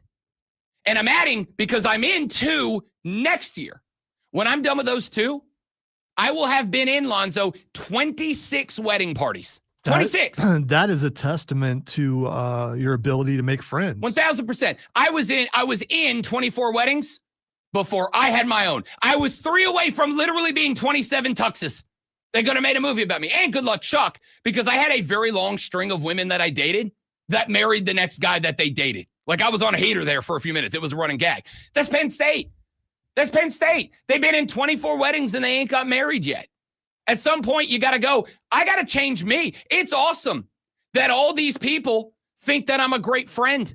It's awesome that all these people hold me in such high regard. I am proud of the fact that I have been in so far 24 weddings, adding 2 more to the rotation next year. I take great pride in that because that says to me that means that there are around these great United States 24 people, soon to be 26 people that look at me and go, this guy's been such an important part of our life. I want him standing up here on the most important day of our lives. That means something to me. But at the same time, I got to tell you, as much as I don't want to be that guy, what a softy. Around wedding 22, 23, it was kind of like, dog, do I ever get to do this? Like, is it ever going to be my turn? And granted, I'm glad I waited because I found a stone cold stunner of a woman that made it worth the wait. But like, I think a lot of people have been there. Like, when the hell is it going to be my turn? That's Penn State. So it makes sense that they made the move. It makes sense that they said, yes, we might be on the second to the top rung of the ladder. And there might be a whole lot of people down there behind me. A lot. Most college football teams would kill to have their team have a dozen years of 10-2. A dozen years where every year you're a threat to win the championship, at least in your conference. And a lot of those years, the national championship. But at some point, like, nobody's ever hung a banner for preseason pick to win the national championship. Nobody's ever won nobody's hung a banner for Big Ten runners up. I mean, you can hang a banner, but let's be real. We would make fun of you for that, right? If SMU hung a banner that said 2025 ACC almost the champions, they get drugged for it. We don't do that. We are about winning. We're about titles and banners. Now, again, if you want to change it, good luck. I wish you the best. I hope you do. I do think, and I've said this before, I wish more fans could adopt the mentality of just enjoying the game for the game, the competition for the competition, the athletic prowess for the athletic prowess. But we don't. The mentality of America is win or nothing. And I hope it changes, but that's where we are. So there's 2 sides to this story that I think are important. The first is, we told you yesterday that there was a little bitty baby report with not a lot of legs to it. But there was a report yesterday as Penn State is getting close to switching from Nike to Adidas. There was a rumor yesterday that Adidas, who will start a 10-year deal worth north of $300 million in cash, and that then there will be merchandise and name, image, and likeness funding and all that. That thing could be worth $500 million, the partnership between Penn State and Adidas. The rumor is that because, look, if you're Adidas, like, it's great to have the badge on the jersey of one of the most visible football teams in America, but let's keep it a buck. You want your teams winning championships. You don't just want Penn State on, Fox Sports on a Saturday at noon playing UCLA wearing the Adidas logo. You want them playing on January 19th in the national championship game wearing that Adidas logo. And under James Franklin, they just weren't going to get there. They just weren't. He had a dozen years, couldn't get there. Most coaches don't get a dozen years not winning a title, like at a school that size. It just doesn't happen. So I still don't know, just so we're clear. I don't believe that it is true or untrue. I do not have a stance on whether it's true or untrue that Adidas pulled the trigger, but it would make sense if they did. So what do they do if they did pull the trigger and the next coach can't do what James Franklin did? Then you go 3 or 4 years and you do it again. I'm talking about, what does Adidas do? You're already locked in for $300 million plus. Now, the question would be, if Adidas did do this, did they add another shadow $49 million to the pot and go, here's how you're going to play, James? Like, take it out of that and we will make it up somewhere else. We'll get you another 49 mil. Like, I don't know how, and I don't know that we're going to know any of that, because I don't think Penn State is ever going to come out and say, yeah, our new uniform sponsor, so we have to change our coach. Because let's keep it a buck. If you're a fan and you find out that your uniform sponsor is making your coaching decisions. Now, you're probably not going to love that. I know I would. Do you believe it's easy to find a consistent 10-2 winning coach? I absolutely do not. Neither do I. I absolutely do not. And there is absolutely a chance that the next guy shows up and fails miserably. But here's what else I know. What else I know is a dozen years of losing 8 out of every 10 games against top 10 teams. I mean it when I say that might be more frustrating than the occasional 8-4, 7-5 year, right? Like, I would say it would be frustrating to be a team that every now and then is 11-1 and every now and then is 10-2, every now and then plays for and wins a conference championship and gets close to a natty. You know what else I think it would be frustrating to do? Every year get close, but never bleeping do it. So it would make sense to me if Adidas did this, if Adidas made the call. I'm not saying they did. I don't know. There's not enough information for me to arrive at a conclusion. What I'd say is it would make sense to move on from a guy who averages 10 wins a year if he averages 10 wins a year but has not put a trophy in the trophy case yet. That's a different story. And I think that's where we are. Now, when we come back, there are 2 names that have jumped up regularly for the Penn State job. One of them I think is very much in play. The other one is, I think, the one that Penn State fans want the most. And I'm going to tell you, Nittany Lion fans, you can't have Curt Cignetti. Now, the reason I'm bringing this up is not because I think there's a huge Penn State base listening to the show right now that is really tuned in and curious. I think there are a few. But the reason I bring it up is because we moved down here for a reason. Exactly. I mean, there's a few. I don't think it's like a chunk of our audience. I'm talking about everyone from the north that moves here. The reason that I bring this up is because I think this is a reflection on the new era of college football that will impact not just Penn State, but every college football team at some point in the future. I'll tell you what that is next on the Rob Brown Show on the Fan Upstate. Just describe Gamecock fans. Yeah, no, I know. Again, and that's going to be one of the things is, let's say Shane Beamer got to a point where he was a guy averaging 9 wins a year. At enough years of being 9-3, at some point you're going to go 9-3 is not good enough anymore. Get us to 10-2. And then eventually 10-2 goes to 11-1. And then 11-1 goes to get us in the SEC title game. And then eventually it's win us the SEC title. And then it's eventually win us a natty. At some point you become a victim of your own success. That's just a reality in this and every other industry. At some point you become a victim of your own success. And I think James Franklin became a victim of his own success. Y'all stay right there. I'll be right back.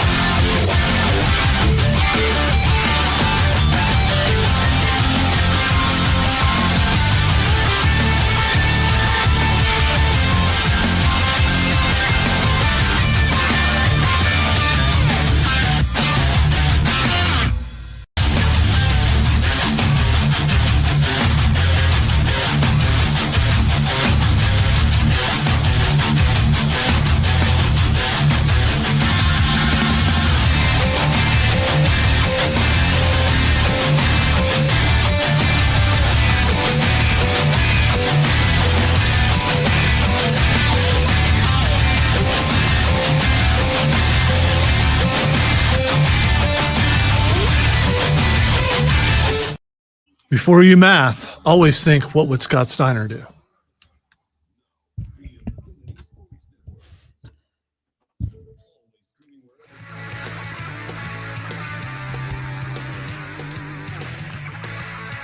Penn State looking for their new head coach. Now, I'm going to have this conversation very quickly, and I would like to have this conversation because I do think it is going to impact every single college and/or university. And it may not be now, it may not be next year, it may be in the next 7-10 years, but at some point, I think the new era of college football is going to impact in this regard, what Penn State is going through, every single football program. And in fact, one of the reasons that I understand, and I don't like it because, again, I really do like James Franklin, but I understand the decision to fire James Franklin, and I don't think it was a bad decision, was because as more teams jump into the coaching carousel, this is going to become an even bigger reality for those teams. Let me start by playing you yesterday. Penn State Athletic Director Pat Kraft got on a microphone, and I'm just going to play you one clip, but Pat was asked, what are you looking for in the next Penn State University head coach? Our next coach will be someone who embodies everything Penn State stands for: integrity, accountability, toughness, humility, and an elite motivator. We'll find a coach who can achieve excellence at the highest level, doing it with confidence and conviction. Recruiting will always be a pillar here. We want someone who will attract elite talent, retain players in the NIL era, and make Penn State a destination. This is also about the modern era of college football. Our next coach needs to be able to maximize elite level resources, attack the transfer portal, and develop at the highest level. This person has to fit Penn State. They need to represent the toughness, the blue-collar work ethic, and the class that defines this institution. We want someone who honors our tradition but isn't afraid to evolve, someone who understands the weight of we are and leads us forward with a vision of championships. So I got to be honest with you. When I heard that clip yesterday from Pat Kraft, the athletic director at Penn State University, the first reaction that I had, because I am an a-hole sometimes, was to make fun of him. But the more I thought about it, the more I'm actually really good with it. Let me tell you why. He started off with the platitudes. You got to give the platitudes out of the gate. We need somebody who is going to be a model of integrity, accountability, toughness. Like, yeah, okay, cool. I don't think any athletic director making a hire has ever been like, yeah, we're not really worried if he has integrity. We're not really worried if he has accountability. We're not really worried if he has toughness or not. Like, yes, of course, everybody wants those roles. Like, yes, those are traits you have to have. But then he started getting into the other stuff. We need somebody who's a motivator. Again, I want you to look around the landscape of college football over the past, let's just say 5 years. And I want you to find me a good football coach right now, like a top flight football coach who does not have the motivator tag attached to them. Kurt Cignetti, motivator. Dan Lanning, motivator. Kirby Smart, motivator. Kalen DeBoer, motivator. Like, you look around the top flight of college football, Steve Sarkisian, motivator. They're all that. You have to be that. Then he said, we need somebody who is going to lean into recruiting. Because look at all the teams that have tried to build a team out of the portal. Florida State got lucky that they stumbled into Jordan Travis. Outside of that, Mike Norvell building the Noles out of the portal every year has been an abject failure. They were 2-10 last year. They might be bowl eligible this year. Might be. You have to recruit still, right? This was my take when the portal started up and y'all were mad at it. I'm like, guys, you think recruiting's dead? It's not. You still have to recruit and you have to be damn good at it. Cool. Then he said, we've got to have somebody who makes Penn State a destination. I don't disagree. This was part of the thing for me because you go, how easy is it to find a coach that's 10-2 on average? It's not very easy, but you got to put a trophy in the trophy case every now and then because whether you like it or not, kids that are quality enough to play for a team like Penn State, they want to win things. They want to win. And No kid, I don't think, has ever been recruited out of high school and picked a school. And when asked, hey, why'd you pick that school? They go, well, because, I was really excited about going 10-2 every year. No, they want to win stuff. And there are some kids that are willing to go to lesser schools because they believe I'll be the reason we do win stuff. But most kids, this is why the rich get richer and the best teams stay on top for a very long time. Because once you win some stuff, kids go, how do you think Nick Saban kept getting NFL dude after NFL dude after NFL dude? Because he did two things. He put trophies in the trophy case, and he sent a bunch of guys to the league. And so you could look a kid in the face out of high school, a 5-star, whatever position you needed, and go, hey, look, you come to Bama, you're going to win some trophies. And if you're that good, we're sending you to the NFL. It's all we do. So, cool. I got that out of him. Then Pat Kraft said, this is about the modern era of college football. It is about maximizing high-level resources. Cool. It is about attacking the transfer portal. Cool. And it is about developing players once they are on campus. Cool. Then he said, it's about somebody who fits Penn State, that represents the blue-collar workers that make up our fan base, that understands the tradition of we are, but also is willing to evolve within it. Guys, every talking point that I have said about what is going to make a successful college coach moving forward, he just hit all of them. I've got 4 pillars of college football coaching. 4 pillars. Player acquisition, recruiting, and out of the portal. Player retention, keep guys in the program and developing once they get there. Because if you get a bunch of guys that come in for a year and then they take off, like your program's worse for it. So acquisition of great recruits and great portal players. Retention, keep them there. So that once you invest into making them the best football player they can be, you get a year or 2 of maximum value out of that. Development, Pat Kraft mentioned that specifically. And then the only thing that he didn't specifically mention, but I think this is the one that is like, yeah, the obvious, is game day execution. Can you go out there on game day, take all the guys that you have acquired, retained, and developed, and on Saturdays, coach them to getting some dubs, which is the one thing James Franklin didn't do. He acquired well, he retained well, he developed well, but they didn't play well on Saturdays, historically over a dozen years. But then there's one more, and I never really made this a foundation, one of the columns of being a great college football coach. But there is a 5th column. The reason I didn't is because I think it is understood, but that is culture. It is playing into your culture. Shane Beamer understood that when he got to Carolina. It's what he does the best. In fact, if he's going to succeed in Columbia, it is because setting the culture there is what is going to bring the other 4 columns into play. Dabo Swinney has built the culture at Clemson that even if you don't want an identical culture, everybody looks at Dabo and goes, how he built the culture is what we should emulate. Maybe not the culture itself. That's theirs. We can't replicate that. But the process of building that culture is what we need to do. Everything that he just mentioned is all stuff I have been screaming for 3 years since the portal came online. The 4 pillars: acquisition, retention, development, execution, and what I think is the foundation under those 4 pillars, a great culture that your fans and your players can connect with. That's great. Now, the part I really wanted to get to. There are 3 names that I have heard as the primary 3 frontrunners for this job. 3 names so far. The first name is a name that I think is the target for Penn State, and that's Curt Cignetti out of Indiana. I don't think you can have him, Penn State. See, I think Penn State fans have this image in their head, which is fair because historically this has been true. But in their head, I think Penn State fans look and they go, yeah, dude, you're at Indiana. You could come to We Are. You're in Bloomington, Indiana, but you could come to Happy Valley. Here's the thing. And I want you to really think about this. Don't knee-jerk react. Really think about it. Over the past 3 years, Curt Cignetti has more top 10 wins than James Franklin did at Penn State.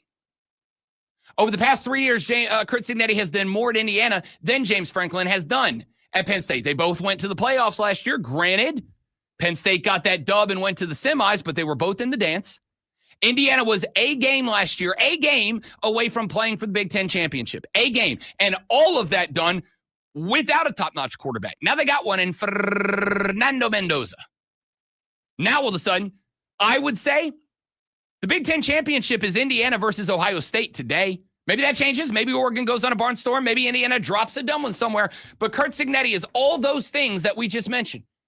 Has done an excellent job acquiring talent, has done a wonderful job retaining that talent, has obviously developed the Hoosiers into a team, and they're executing on Saturdays. That's why they're undefeated with a win over Oregon. How are they any different than Indiana?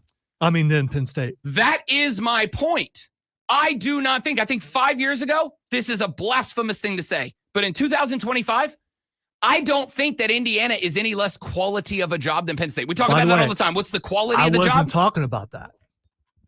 I was talking about being able to beat the big teams. Now, you count because Oregon. Indiana is doing that. What did they do last year? They beat everybody except the two teams that played in the national championship game. Everybody except them, right? And again, I'm just saying. I'm not disagreeing. It's parallel. In the past 3 years, Curt Cignetti has more top 10 wins than James Franklin. So the answer is winning more against the best teams than James Franklin did. 10-2, a half game out of playing for a Big Ten title last year, right there in the mix, went to the playoffs. Like the point. Here's what it's not a step up. I know you love the guy, but it's not a step up getting him. It's more of the same. And I don't know who you're going to get to come in. I disagree, and here's why. He's doing it at Indiana. So? He's doing it in Indiana. Now, the addition to that is going to be that Indiana, if you go and look at athletic department revenue, that is just explicitly money in. I'm not talking about expenses. I'm not talking about NIL or rev share or any of that. I am just explicitly talking about money in. Indiana money in by way of going to the playoffs last year, by way of being in the mix for everything except the Big Ten championship game, which again, they were a half game away from. Indiana's revenue is not lagging that far behind Penn State. And if Indiana was to say, play for, not even win it, play for a Big Ten title this year, they will go to the playoffs. And if I am correct that because they now have a quarterback in Fernando Mendoza and they win a playoff game, maybe two, if Indiana, let's say theoretically, was to play for a national semifinal this year, hell, what if? Because you know Curt Cignetti. Yeah, it's pretty simple. I win. Google me. What if he goes to the Natty this year? Indiana could, not will, could. Indiana could bank more revenue than Penn State this year. Could. And if Curt Cignetti was to be able to do that for 2, 3, 4, 5, 6 years in a row and be in that mix for the Big Ten every single year, especially if Penn State flounders a little bit during a coaching transition, Indiana in the next 2 years could be considered. They're not right now. Right now, I would say that if Penn State is Penn State a top tier job? Let's ask the question we ask every offseason. Is Penn State a top tier job? Yes. I agree. And here's the hot take. In the new era of college football, Indiana is not even a full rung below them. I think Indiana's right in the next box. Here's the reality in the new era of college football. If you're in the Big Ten or you're in the SEC, there are two tiers. There is tier one, Georgia, Bama. Then there Penn State, Ohio State. Then there's tier two, and that's everybody else. And I'm including Vanderbilt in that. You want to know why I say that? You left out Michigan. Okay, you're right, Michigan. They're having a bad year. I'm just hitting some top examples. You know, I'm hitting the examples. The examples is top tier teams, Michigan, Ohio State, Penn State. Over in the SEC, Georgia, Alabama, LSU. But I firmly believe that everybody else is in tier two, and tier two's gap to tier one is not that big. And I say that because, and I could even extend this to the ACC, Clark Lee's got Vanderbilt in the driver's seat for the SEC, with the exception of the one loss to Alabama, who I do think is in the driver's seat for the SEC championship this year. I had Georgia over Bama in the title game, and that could still happen. We'll see. But to me, the separation between where Penn State is and Indiana is not a huge separation. And Indiana, because their revenue is going to, I think at the end of this year, match Penn State's revenue in, Indiana can pay Curt Cignetti every dime that Penn State wants to pay Curt Cignetti. I think they can afford that to give him a raise and an extension and keep him locked in Bloomington. And all they have to do is let Penn State screw up the next coaching hire. And then they can jump Penn State. I believe that.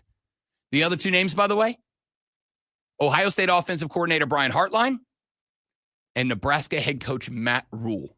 When we come back, Audio Blitz, got some audio for you I'm going to play. Then we will hand out our is not real for college and professional football. All of that after Lonzo proves why is not real with this Sports Flash. I'm going to try anyway. I believe in you.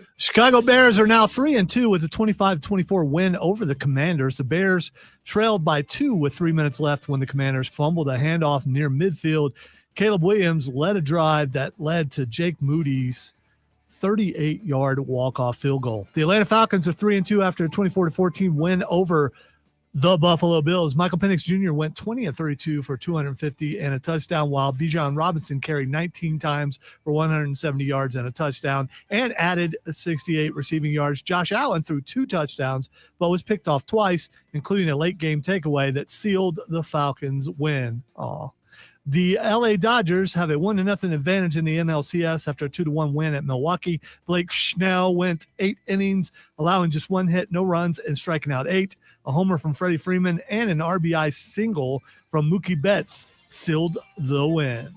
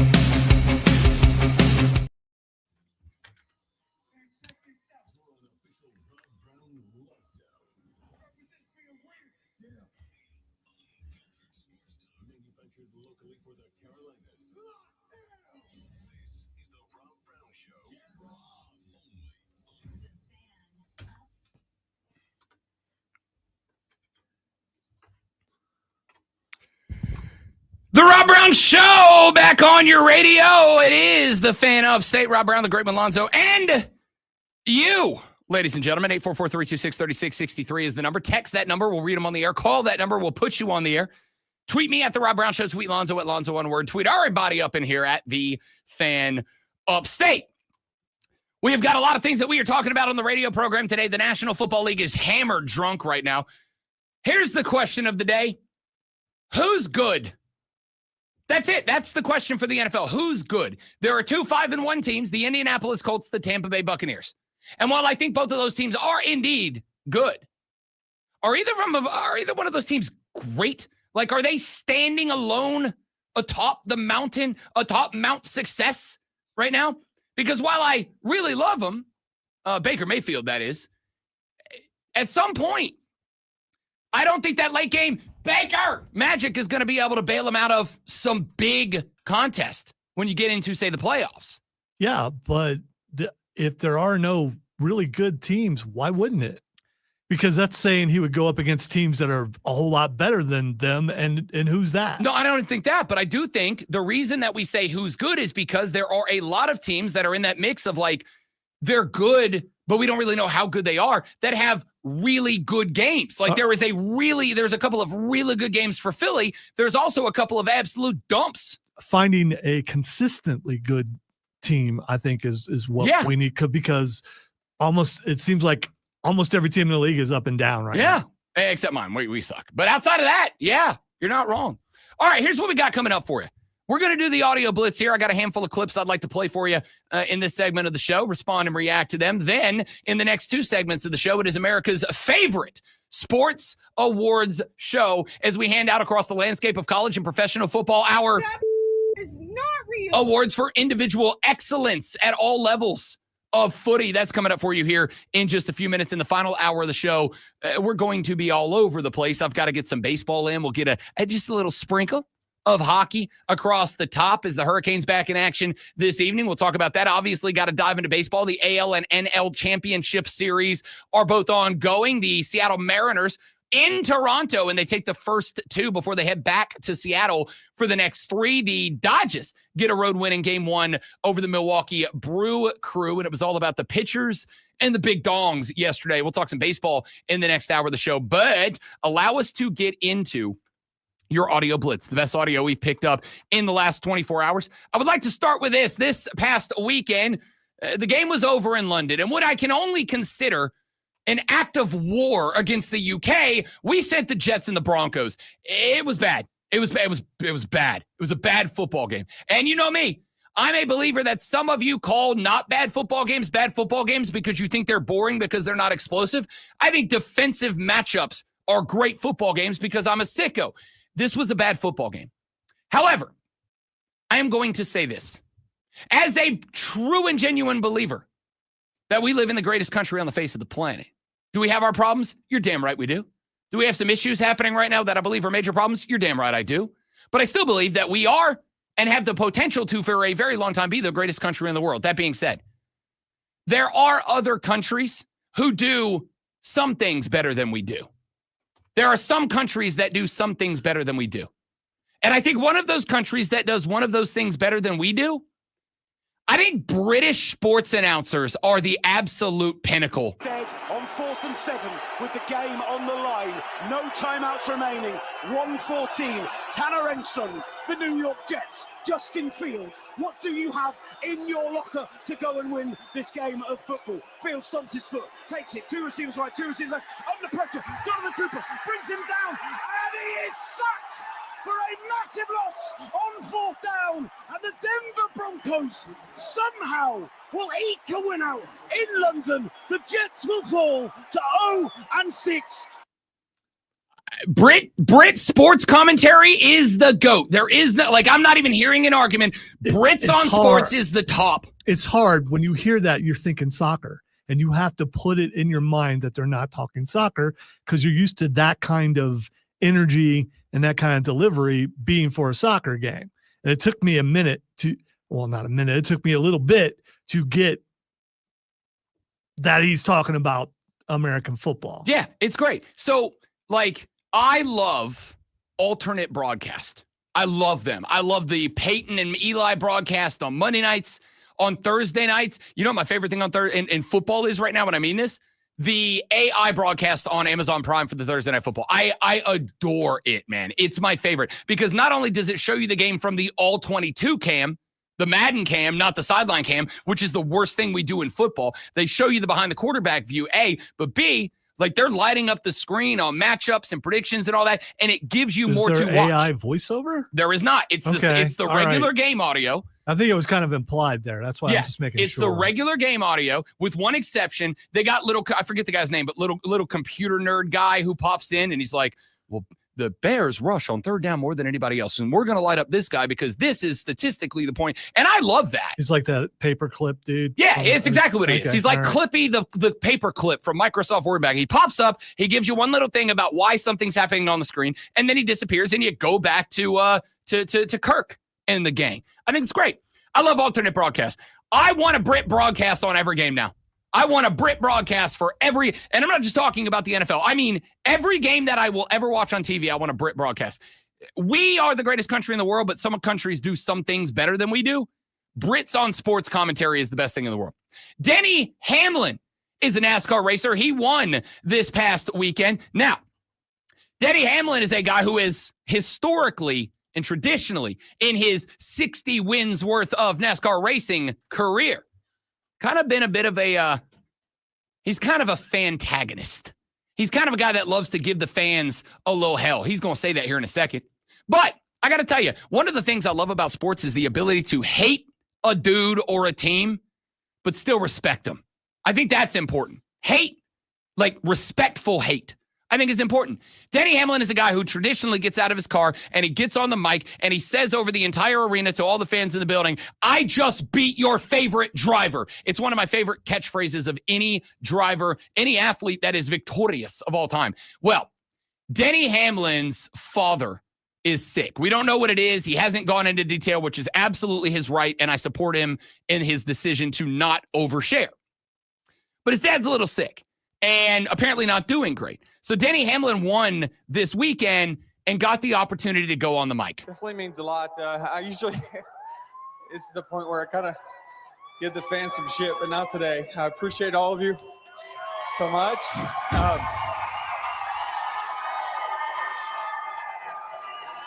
It's okay. Yeah, just obviously want to say hi to my dad, family, back at home, all the friends that came out here from Vegas. Hoping we get 60, but I didn't think we were. Yeah, just put the pedal down those last 10 laps and made it happen. Denny Hamlin. Now, if for some reason, very randomly, and I don't know why this happened, but the audio just cut out for you there a second. Very weird, and I don't know why that would have happened. But Denny Hamlin said into the mic, this is the point where I usually give the fans some, but I'm not going to do that right now. And it was great. Like, this is a dude that I have grown to love hating, or hate loving sometimes, but love to hate. But I love every now and then that sports gives us one of those reminders that these dudes are athletes, man. These dudes are athletes, but they're also people. They're also humans. And as somebody, I lost my dad when I was 25. And the lead up to that was absolutely brutal. Absolutely brutal. So I get where he's coming from. And so to have that moment that, yeah, they're top-notch athletes. Yeah, they're celebrities in the game. But they're also people, and they're also going through their own crap. For him to pop out of the car and say, this is usually where I give the fans some, but I want to say thanks and I appreciate y'all and all that. Like, that was awesome. That was awesome. Randall Godfrey Jr. is a basketball player for the Clemson Tigers.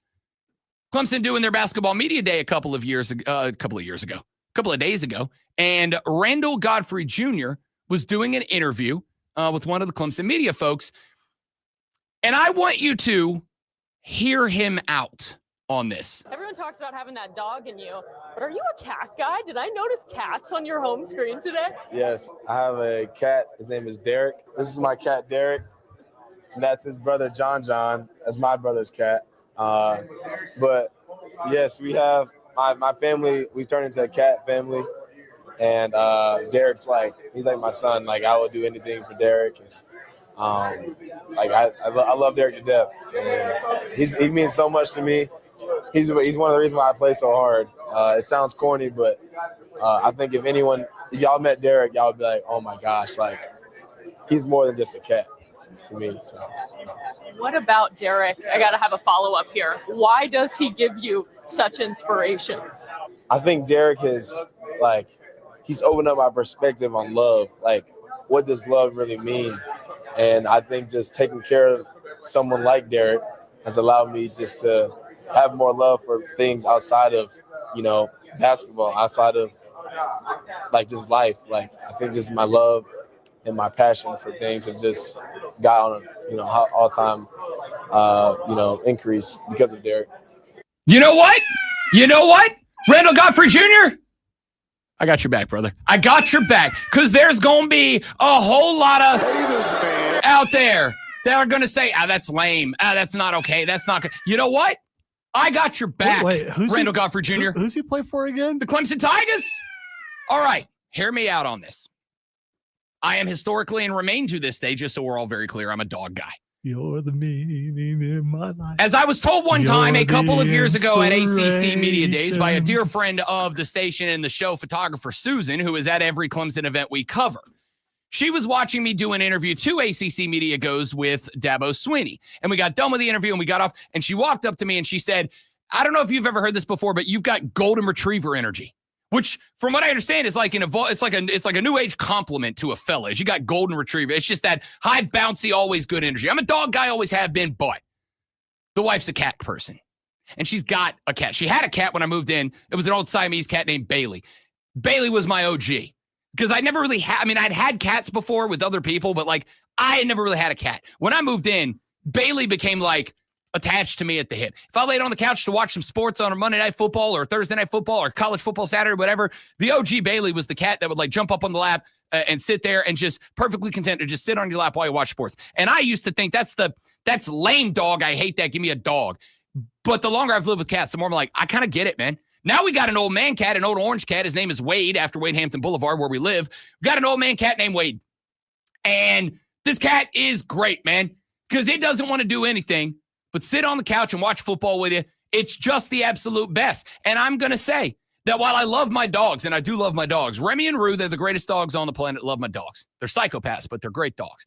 There is something different in the uncompromising, infallible love, but also compared with energy of a dog versus a cat who, when that cat picks you, because the cat's finicky, it's going to do its own thing all the time. When a cat picks you, dude, it's great. It's great. You feel a dog's going to pick anybody. They just love everybody all the time, especially my dogs. When a cat picks you over their pillow, the sunny spot on the floor, a different room. When a cat picks you, man, it's evolved. Point here is Randall Godfrey Jr., don't listen to the haters, man. I got your back, brother. Hey, speaking of dogs, you know who does got that dog in him? By the way, I just want to tell you, my cat has the same attitude as I do. So you can imagine what it's like. Aloof? Well, might acknowledge your existence, might not. See, that's all cats. That's not just your cat. That's all cats. Oh, no. That's all cats. And then she decides that she would like to spend time with you. She that's all comes cats. over there. When she's done, she'll probably bite you. That's all to cats. let you know she's done. That's all cats. And so when a cat picks you, it's a dog's always going to pick you over anything else in the world. I'm also the only one that she hisses at. So again, it's emotion. Speaking of dogs, you know who got that dog in him? Cam Scattaboo. And Scattaboo got asked while we're talking about cats and dogs, a dog question. You're a dog. What breed of dog would you be? Oh, that's a good question. I actually ended up getting a Frenchie. The way he acts and the way he is, it's kind of very similar to who I am. So it kind of fit perfect. When he's running into the wall at the laser, and he's just brain dead and goes full speed everywhere. And you said that's like you? Yep. There's been times where I've set him on the kitchen counter really quick, and he'll just leap off, not with no fright, you know, and then I throw his toy and he'll run full speed down the hallway and not stop for the toy and just keep running into the wall. So there's certain things that he does. It's just why did you do that? And then I also think to myself, there's certain things I do is why did I do that? And there's nothing wrong with that. Yeah, nothing wrong with it. I love this dude. I hope Cam Scattaboo lives forever. Me too. Love this dude. Do you see he runs into the wall with the laser? Yep. So you don't get why that is? They're chasing the laser. Right. And he led him into the wall. Yeah, no. The thing is, I do that with the cat. The cat doesn't run into the wall. The cat sees the wall and it's whoa, okay, got to stop here. Maybe it chases the laser up the wall, but it doesn't go face first. Cam Scattaboo is the dude that runs face first into walls for a living. Oh, that's true. I love this dude. He's sometimes he does stuff that he's brain dead. And I'm like, why did you do that? And then I realize I do stuff that is brain dead. And I'm like, why did I do that? I love this guy. He's a mess. And that's why he's my favorite. Now, let me play. I got a couple more, and I'm going to sprinkle them in throughout the rest of the show. But I told Lonzo I had a clip for him that he was going to love. Oh, so it wasn't the cat one? No. Because it's this one. I absolutely love that. It's this one. I need to combine two things. I'll say three things about my childhood all together in one. Number one, I'm a Florida boy. About once a year, we would go down to the theme parks in Orlando. And I always loved Universal. Everybody's a Disney guy. I was always a Universal guy because Universal is more about the movies. And you get to be in and live through the movies. And then, of course, as Universal expanded and they added Islands of Adventure, there's a whole Marvel land. You go there, the heroes, they're walking around, the rides are themed. You're in the Avengers compound. It's incredible. They got Harry Potter World where you are literally in Hogwarts. It's incredible. Number two, I loved the Transformers as a kid. We all did. Megatron, Optimus Prime, Bumblebee, Autobots, roll out. I would have thought you were a Starscream kind of guy. I was a Starscream guy. I love Starscream. Soundwave. Soundwave was always great. Foreshadowing for Rob Brown. I love Soundwave. I love the Transformers. And the third thing that I love was professional wrestling, specifically the Macho Man. So at Universal Studios, there is a part of the park that is dedicated to the Transformers.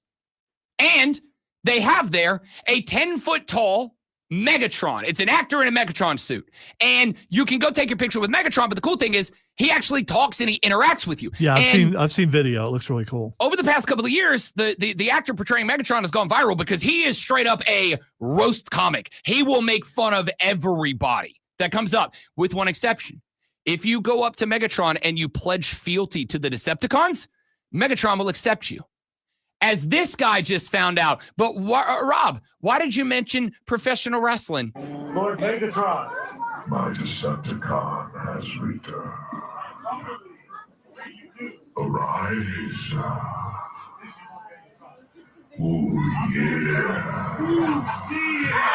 Sky's the limit. Space is the place. Cream of the crop. Yeah. Let me tell you something about Optimus Prime, yeah. Every time he rolls around here, yeah, it makes me feel like climbing to the top rope, yeah. Putting both claws in the air, dropping the elbow. Yeah. Macho Man Randy Savage. Decepticon Mega Power. Yeah. So, just so your brain computes what you heard there, that was a 10-foot tall Megatron doing a 10 of 10 Megatron voice. Doing a 10 of 10 Megatron voice, doing a 10 of 10 Macho Man Randy Savage impersonation. Yeah. When I see Optimus Prime, I want to climb to the top rope, raise my arms and drop the elbow. Yeah. That's 10 of 10. Dude, that was amazing. That's incredible. Right. You're right. That was great. I told you. Like, there's not a spot for this in the radio show. Except for there 1000% is. Well, yeah, because we cover wrestling, and that was a wrestling take from Megatron. We don't need to defend it. It could be not that, and I wouldn't care. That clip's so good. That is an actor inside of a 10-foot tall Megatron outfit talking to a person, then just casually cutting a promo on Optimus Prime as the Macho Man, as a Decepticon. Y'all, I tell you, when I came across this clip on social media last night, I DM'd it to roughly 50 people. Lonzo wasn't one. Why? Because I wanted him to hear it on the show, because that's how much I love that clip. Yeah. I have no words, man. That was so cool. That's incredible. Incredible.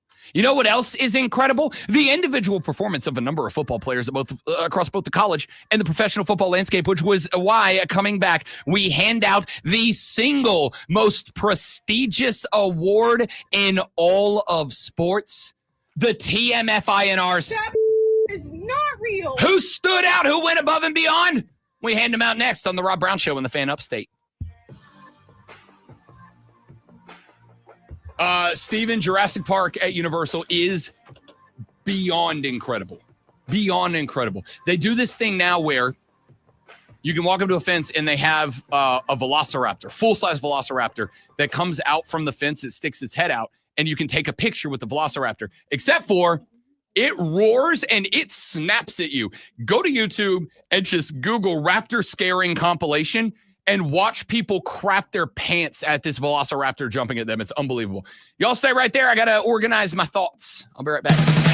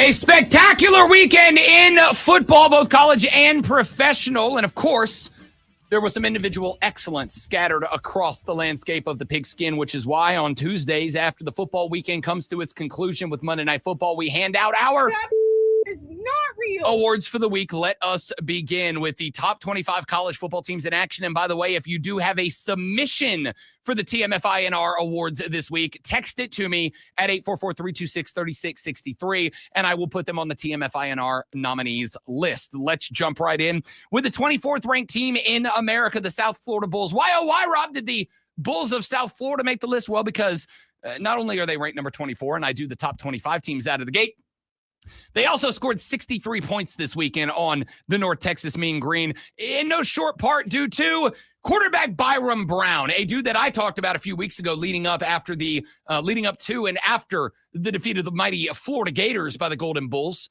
They also gave a run at Miami, just not quite good enough for a team that is probably a legit national championship contender. Byram Brown, 22 of 28. 245 yards, 3 touchdowns. And if that wasn't enough, he also ran for 82 yards and 2 more scores. 5 touchdowns responsible for by Byram Brown. That is not real. By the way, USF backup quarterback Lonzo is named Christian Neptune. Wow. We got some good quarterback names going this week. Christian Neptune. 34-16, the Buckeyes of Ohio State University get the win over the number 17 ranked Illinois Fighting Illini. I got to tell you the truth. This is going to be one of those ones that you go, that's not a TMFINR stat line, but it is not about the stat line. It is more about what happened within it, because Julian Sayin completed passes to 8 different Buckeye wide receivers. There was nowhere on the football field that Julian Sayin couldn't place the ball. Illinois came into this game very clearly angling to take the deep ball away from Julian Sayin. Julian Sayin said, word, dog. I can throw the underneath ones too. Only 166 yards, did have 2 touchdowns, 19 of 27, but completed passes to 8 different Buckeye wide receivers. Every part of the football field, Julian Sayin owned this weekend. Julian Sayin catches, I believe, his first That is not real. of the year for the Ohio State University Buckeyes. 30-20, the Hoosiers get the win on the road over the Mighty Ducks of Oregon. I have been saying the name Fernando Mendoza all day long, but it is not Fernando Mendoza that gets the TMF INR. No, it is Elijah Surratt, the wide receiver for the Indiana Hoosiers. 8 grabs, a $121, and a tutty. When Fernando Mendoza was running around for his life, he kept finding Elijah Surratt. That is not real. For the big chunks, and it worked out well for him. Ole Miss 24-21 winners over the Washington State Cougars, and it wouldn't have got done, not just because of Trinidad Chambliss, 20 of 29 for 253 yards, only 15 yards on the ground, though. It was not the run game of Trinidad Chambliss. It was the run game of Kawan Lacey, who does have one already, and he gets number 2, 25 carries, 142 yards, an average of 5.9 yards per carry. Chambliss could not get going. He took off to the outside, and the Cougs were attacking the big man quarterback. So Kawan Lacey said, I got you, dog. That is not real. And picks up a TMFINR number 2 on the season. The Aggies of Texas A&M, the Colt at the compound, wipe the floor with the Mighty Gators of Florida, 34-17. Your final in this one, Marcel Reed, quarterback for the Ags, 16 of 26, 234, 1 touchdown and 1 not his fault interception. It was a good rushing day for the Ags, 183 yards, but the majority of that came late in the game when the game was out of hand and the Ags were just running clock in this one. Ruben Owens, 51 yards, Le'Veon Moss, 46 yards, but Marcel Reed was efficient with the football. Only 16 completions, but every one of them was an efficiency completion for an Ags team that ran the ball 42 times in this game. Marcel Reed is not real. Is not real. The Longhorns of Texas, 23-6 winners over the Boomer Sooners, kept the Oklahoma Boomer Sooners out of the end zone for the overwhelming majority of this game. But it is not a player, although Quintravion Winsner is in the hunt with 22 carries for 94 yards. However, I got to give a group TMFINR to the Texas Longhorn defense. What did I say coming into this game? I picked Oklahoma. I'll own it. Picked OU. But, ladies and gentlemen, I told you the Texas defense is a top 10 defense, maybe a top 5 defense. Texas is still very much alive, both in the SEC and in the national championship hunt because their defense is good. Their defense picked off John Mateer not once, not twice, but 3 times in this game, had a chunk of turnovers and kept the Boomer Sooners out of the end zone. The Texas defense is not real. Alabama 27-24 winners over the Mizzou Tigers. What did I say on Friday about this game? It's going to be a field goal game. Bama's going to win it. And the conversation on Monday is going to be, see, Rob, Bama's not that good. No, you're missing it. It's that Mizzou is that good. But what did Alabama do? They held Ahmad Hardy to 12 carries, 52 yards in this game. The defense came up big, but give me Jam Miller. I thought about Ty Simpson here. In fact, you know what? Screw it. Going to make it a duo. Ty Simpson, 23 of 31, 200 yards, 3 touchdown passes. No big plays, not trying to get it down the field. They did have a 29-yard completion in there, but most everything else was like 20 and shy for Ty Simpson. Efficient with the football. TMF INRs do not have to be explosive stats. You add that to Jam Miller, who finally got going. He missed the first couple of games of the season with an injury. 20 carries, 85 yards, averaged 4 yards per carry, and did so late in the game when they needed to keep Bo Pribula off the field. Ty Simpson, Jam Miller is not real. Are not real. The Texas Tech Red Raiders 42-17 over the Jayhawks. Rock chalk 263 rushing yards for Cameron Dickey. Scored twice on the ground. Let me say that again for you. 263 rushing yards for Cam Dickey. The Red Raiders may have found a running back. That is not real. Watch out for him. 20-10. Georgia gets the win over the Auburn Tigers. Gunnar Stockton, good day.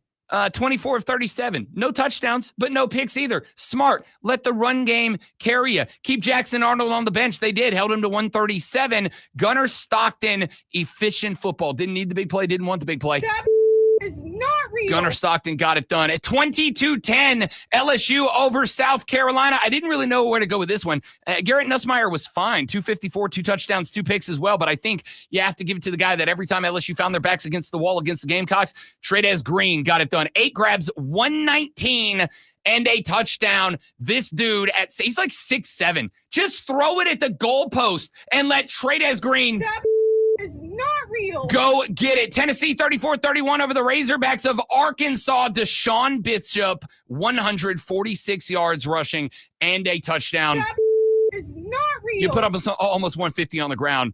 You're going to win that thing. 35-20, the Georgia Tech Ramblin' Rat get right against the Hokies of Virginia, and it was because of Haynes King and Malachi Hosley stepping up for Jamal Haynes, who has not been the guy the last couple of weeks they wanted him to be. Haynes King, 20 of 24, 213 and a touch, but Hosley, 11 carries, 119, averaged 11.7 yards per carry. If they can have a running back going, Haynes King becomes a dog. If Haynes King's a dog, Tech might go 12-0. That is not real. USC 31-13 winners over the Wolverines of Michigan. I went back and forth on this one, but I said 150 on the ground is going to get it for you.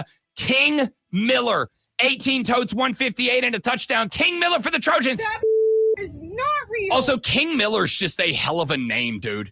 Hell of a name. 36-7, the Notre Dame Fighting Irish fight off the NC State. Don't turn your back on the Wolfpack. CJ Carr, the freshman, nobody believed in. 19 of 31, 342 yards and a pair of tutties on the ground. Turns out this CJ Carr dude, he might have something going for him. CJ Carr that is not real. is not real.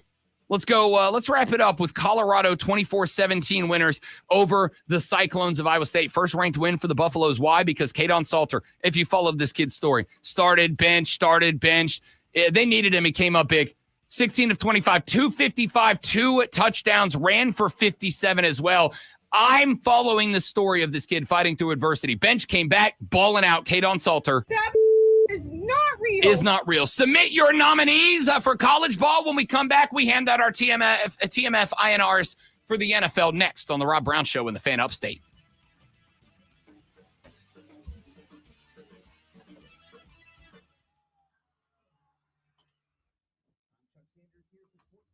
All right, guys, stay right there. We'll be right back one more time again. Don't go nowhere.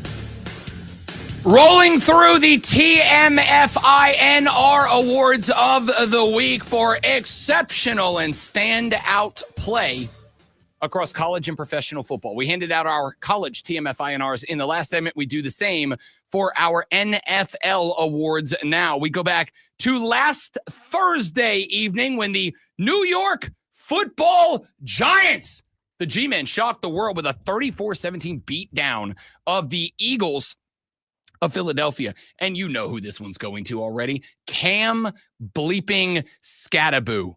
19 totes, 98 yards, 3 touchdowns, 12 through the air as well. I don't know what to say. The man said, I make decisions that I say, why did I do that? The answer? So you can get 98 yards and 3 touchdowns and your Giants can beat the Philadelphia Eagles. Cam Scattaboo! Is not real. And I mean that literally, I think. I don't think he's actually a real person. I think Cam Scattaboo might be like the first model of like an AI soldier, super soldier kind of deal, but it's just gone a little haywire and ended up playing football. The man's a psychopath. 13-11. The Denver Broncos beat the New York Jets in London on Sunday morning. The TMF INR award goes to anybody who made it through this game. If you finished this game, if you watched more than a handful of minutes of this game, you is not real. Are not real, because that game was, golly. There's like maybe 5 to 6 NFL games a year that I go, that was just a bad football game. That was a bad football game. 31-27, the Colts hand the Cardinals their 4th loss of the year. Danny Dimes had himself a day, 22 of 32, 12, 2 tutties, and a pick in this one, a QB rating over 101. But I'd like to welcome Jonathan Taylor back to the scene. 21 carries, 123 yards, and a touchdown. He was the reason that Danny Dimes had a clean pocket because he was back. This is the Jonathan Taylor the Colts need to show up if they are going to improve on their 5-1 record. Jonathan Taylor is not real. Is not real. The Chargers get a walk-off win over the Miami Dolphins, 29-27, your final in this one. And I am tandeming this TMF INR because there were 2 Chargers. Scratch that. I'm trioing this one because there were 3 Chargers that I think deserve it. I don't do that very often, but I'm going 1 through the air, 1 through the ground, 1 catch in the rock. Justin Herbert, 29 of 38, 264 yards, a pair of touchdowns, sacked once, a QB rating of 112.2, I believe the highest on the weekend. Kamani Vidal, 18 carries, 124 yards, and Ladd McConkey, 7 grabs, 100 yards, and a touchdown. Herbert, Vidal, and McConkey is not real. Bringing home the first trio TMFINR of the season. 25-19. The Patriots wipe out my Saints, hand them their 5th loss on the season. I went back and forth on this one too. I want to give it to Drake May. 18 of 26, 261, 3 touchdown passes. But I also feel like I have to give it to Kayshon Boutte. 5 grabs, 93 yards, 2 touchdowns, and the ability to let me say booty a bunch of times and it not be a sophomoric joke. I'll tandem this one too. Let's go Drake May, 18 of 26, 261, 3 tutties. Kayshon Boutte, 5 grabs, 93 yards, 2 touchdowns. Every time the Saints looked like they had anything going, Kayshon Boutte got behind the defense and made something happen. That is not real. May and Boutte. You got to love it. 23-9. The Steelers knock off the Browns in this one. I'll tandem this one. It's not the first tandem award for these two, and it's probably not going to be the last if the Steelers keep doing what the Steelers keep doing. Aaron Rodgers, 21 of 32, 35, 2 touchdowns. DK Metcalf, 4 grabs, 95 yards, and a touchdown. Here's the, you know what? I'm contemplating, Zoe. Does DK Metcalf deserve one? Here's why. 4 grabs, 95 yards. Was targeted 5 times and had 3 clean drops. Can we hand a TMFINR for a stat number of 4 for 95 and a touch when he put 3 on the ground that would have got him to like 140? Or is that DQing for DK? How good are the ones that he actually caught? I mean, he had a couple of good catches, but he had a couple of bad drops too. You know what? I think I might just give this to Rodgers. Quarterbacks don't go they throw bad passes. Sure. You take it away from them. But I don't think this was. I think if DK Metcalf has a day worthy of it, instead of 4 out of 9, he's probably 6 out of 9 nice. And Aaron Rodgers is probably looking at 25 of 30 for 310 and 3 touchdowns maybe, or at least 2 touchdowns. I'm going to DQ DK, and I'm going to say it's a solo TMF INR for Aaron Rodgers. That is not real. The Seahawks, 20-12 winners over the Jacksonville Jaguars in this one. Look, the dude's been balling out, but he's not alone in this one. A tandem award here. Sam Darnold, 16 of 27, 295, 2 touchdowns. Jackson Smith and Jigba. 3 weeks ago, I said, look out, because this guy might be a bona fide number 1. We all said, what are they going to do without DK? The answer is get it to JSN, because Jackson Smith and Jigba, 8 grabs, 162 yards, and a touchdown. In fact, I love me some Sam Darnold. Smart with the football, good with the football. 11 incompletions. Jackson Smith and Jigba. That is not real. Getting the solo shot. Quarterback's best friend, an Ohio State receiver. I'm telling you. 17-3, the Rams finish off the Ravens with Cooper Rush as the starter. Tyler Huntley would check in and get some significant time because the Ravens aren't good in this one. Puka Nacua.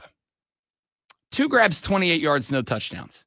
However, Puka left this game with what was feared to be a pretty bad injury. Checked back in later in the game and came up with another big-time snag that changed the game. That being said, Zoe, I gotta say, I don't think I have a TMF INR award here. I don't think I do. Stafford was fine, 17 of 26, 181 and a touch. Kyron Williams rushed for 50. Tyler Higbee, 4 snags, 40 yards and a touch. Like, the Rams did not look special in this game. I just think that's how bad the Ravens are. I'm going to say no TMF INR award handed out in that game. 20-10, the Raiders hand the Titans their 5th loss, and they get Brian Callahan fired from Tennessee. I looked in this one, too. I don't know that there's one that jumps off the page. Ashton Janty did get 75 yards and a touch, but it took him 23 touches to get that number, averaged less than 3.3 a carry. Trey Tucker, 5 grabs, 70 yards, no scores. Michael Mayer, 5 for 50 and a touch as a tight end. You know what? Screw it. I think that might be the line. Michael Mayer was like the sit down in the hole receiver for Geno Smith in this win. It's not a super impressive stat line, but he was probably the most important guy on the offense. 5 catches, 50 yards and a touch. Let's give it to a tight end. Michael Mayer. That is not real. Not real for the LV Raiders. The Packers knock off the Bengals 27-18 in this one. Went around, up and down, but I think I'm going to give it to Josh Jacobs. Didn't get to the century mark. Jordan Love, 19 of 26, 259, a touch and a pick, a 101 QB rating. Not a bad day, but Josh Jacobs, not just 18 carries for 93 yards, also had 5 snags for 57 yards and 3 or 4 excellent pass block pickups as a running back. I'm going to say Josh Jacobs. That is not real. Gets the TMF INR for that one. 30-19, the Bucs over the 49ers. Lonzo, say it. The Buccaneers. I say it. I don't want Baker. That is not real. 17 of 23, 256, and a pair of touchdowns. Also had 3 carries for 14 yards, one of which came up to be a critical 4th down late in the game. Baker Mayfield, as far as I am concerned, and I believe Zoe is as well, should be the front runner for the most valuable player award right now. It is for reasons inexplicable to me. Patrick Mahomes and Josh Allen 1 and 2. It should be Baker Mayfield, who is currently the 3rd shortest odds. 30-17, the Chiefs get one over on the very banged up Lions in this one. I went around and upside down. I think I got to give it to Mahomes again. 22 of 30, 257, 3 touchdown passes, and had 8 different Chiefs catch at least 1 pass. Was spreading the ball around, was taking care of the football. Also had 32 rushing yards and a rushing touchdown as well. What the hizzle, Patrick Mahizzle? That is not real. Patrick Mahomes catches another TMF INR. The Atlanta Falcons last night, 24-14 winners over the Buffalo Bills. I went around on this one. It's not anybody but anywhere else except Carolina.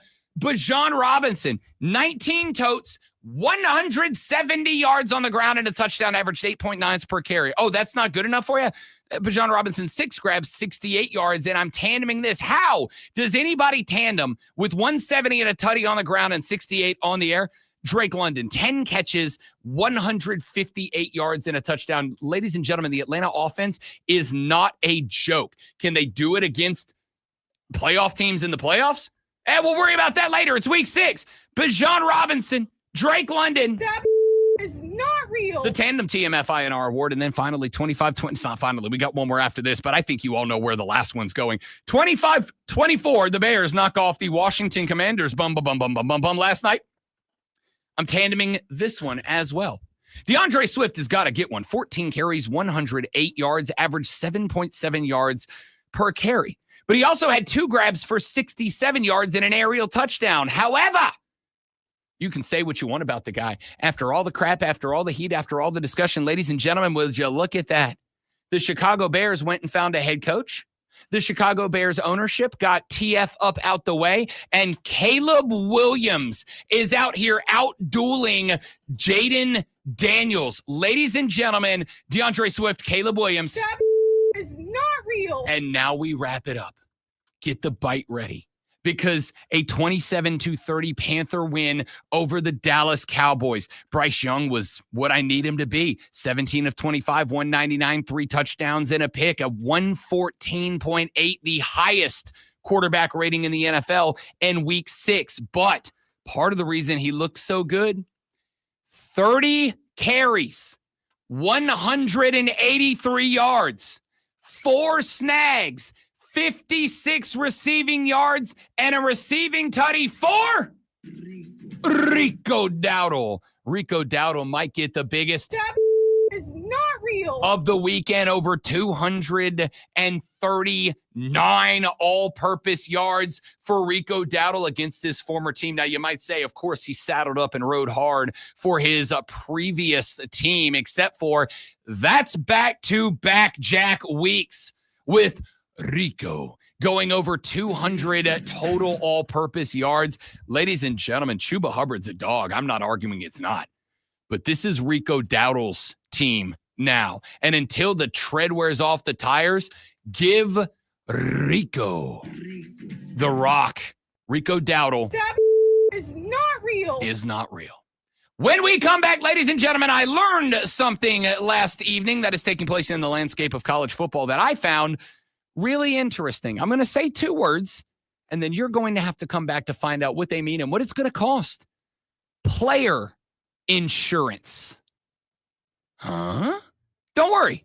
I'm going to tell you what that means in the next segment. But before we get to the next segment, you need to know what's going on in the world of sports. You need to know the headlines for when you get to the office and start talking sports. That's why Lonzo is about to penetrate and pleasure your ear holes with this Sports Flash. I was going to give you a compliment about the tease, and then you did that. The Chicago Bears are now 3-2 with a 25-24 win over the Commanders. The Bears trail by 2 with 3 minutes left when the Commanders fumbled a handoff near midfield. Caleb Williams led a drive that led to Jake Moody's 38-yard walk-off field goal. The Atlanta Falcons are 3-2 after a 24-14 win over the Buffalo Bills. Michael Penix Jr. went 20 of 32 for 250 and a touchdown, while Bijan Robinson carried 19 times for 170 yards and a touchdown and added 68 receiving yards. Josh Allen threw 2 touchdowns but was picked off twice. That's a shame, including a late game takeaway that sealed the Falcons' win. And the Seattle Mariners are up 2-0 in the ALCS after a 10-3 win over Toronto. Logan Gilbert gave up all 3 runs in just 3 innings. That's not good. It's not. When I said that's not good, that's not. I was talking about me. But, yeah. 2 solid outings. Then I cracked myself up on the 3rd one, and that's why, if you can't, laugh at things that you say yourself. I was laughing about Josh Allen in my head, and then I forgot that I had to keep reading. That's what happened, Steven. That and I'm fighting through a headache. Not an excuse, just a reason.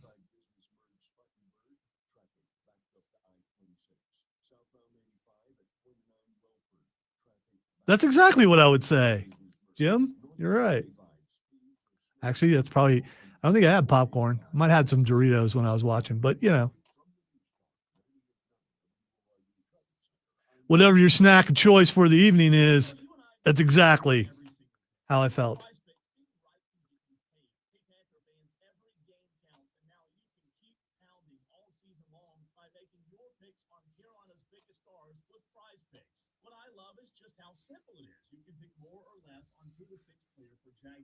His wife is a very good actor, though. So, I mean, there's that. So he's got that going for him. And I'm sure he'll bounce back. Hopefully not this year, because, you know, but.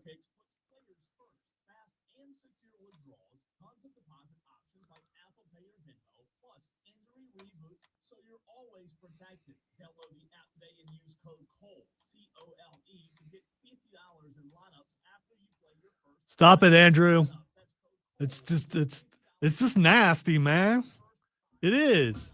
Especially the intent when it is uttered. It is not, no.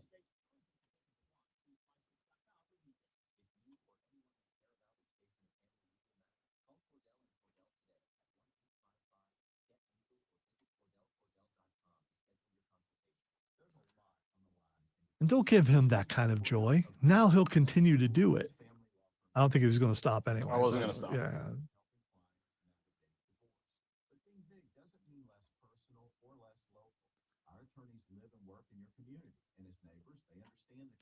I will say that I probably might maybe deserve it. Maybe. I don't know. Maybe. I don't know.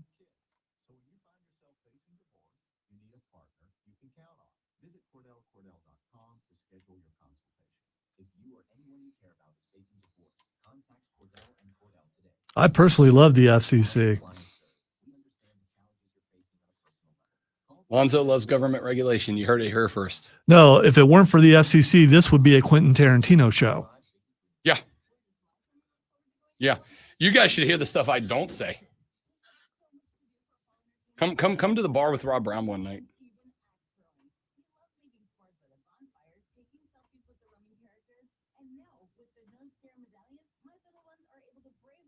Sound like an invite for sure. I'm in a bar. I am at them regularly. Andrew with the M reference. I like it. Well, the FCC won't let me be. So let me see. That song's going to be in my head the rest of the day, which is fine because I had Desert Rose in my head I still don't for know no reason at all. I mean, because I'm not even sure what station. Now you got it back in there. Why would you do that? Oh, it wasn't out. It was out of mine. I'm just going to go LA randomly throughout the rest of the day. I'm going to, in my head, believe that you're yodeling. And then I'll picture you doing a Ricola commercial. Except in my head, it was a Rico commercial. And that just...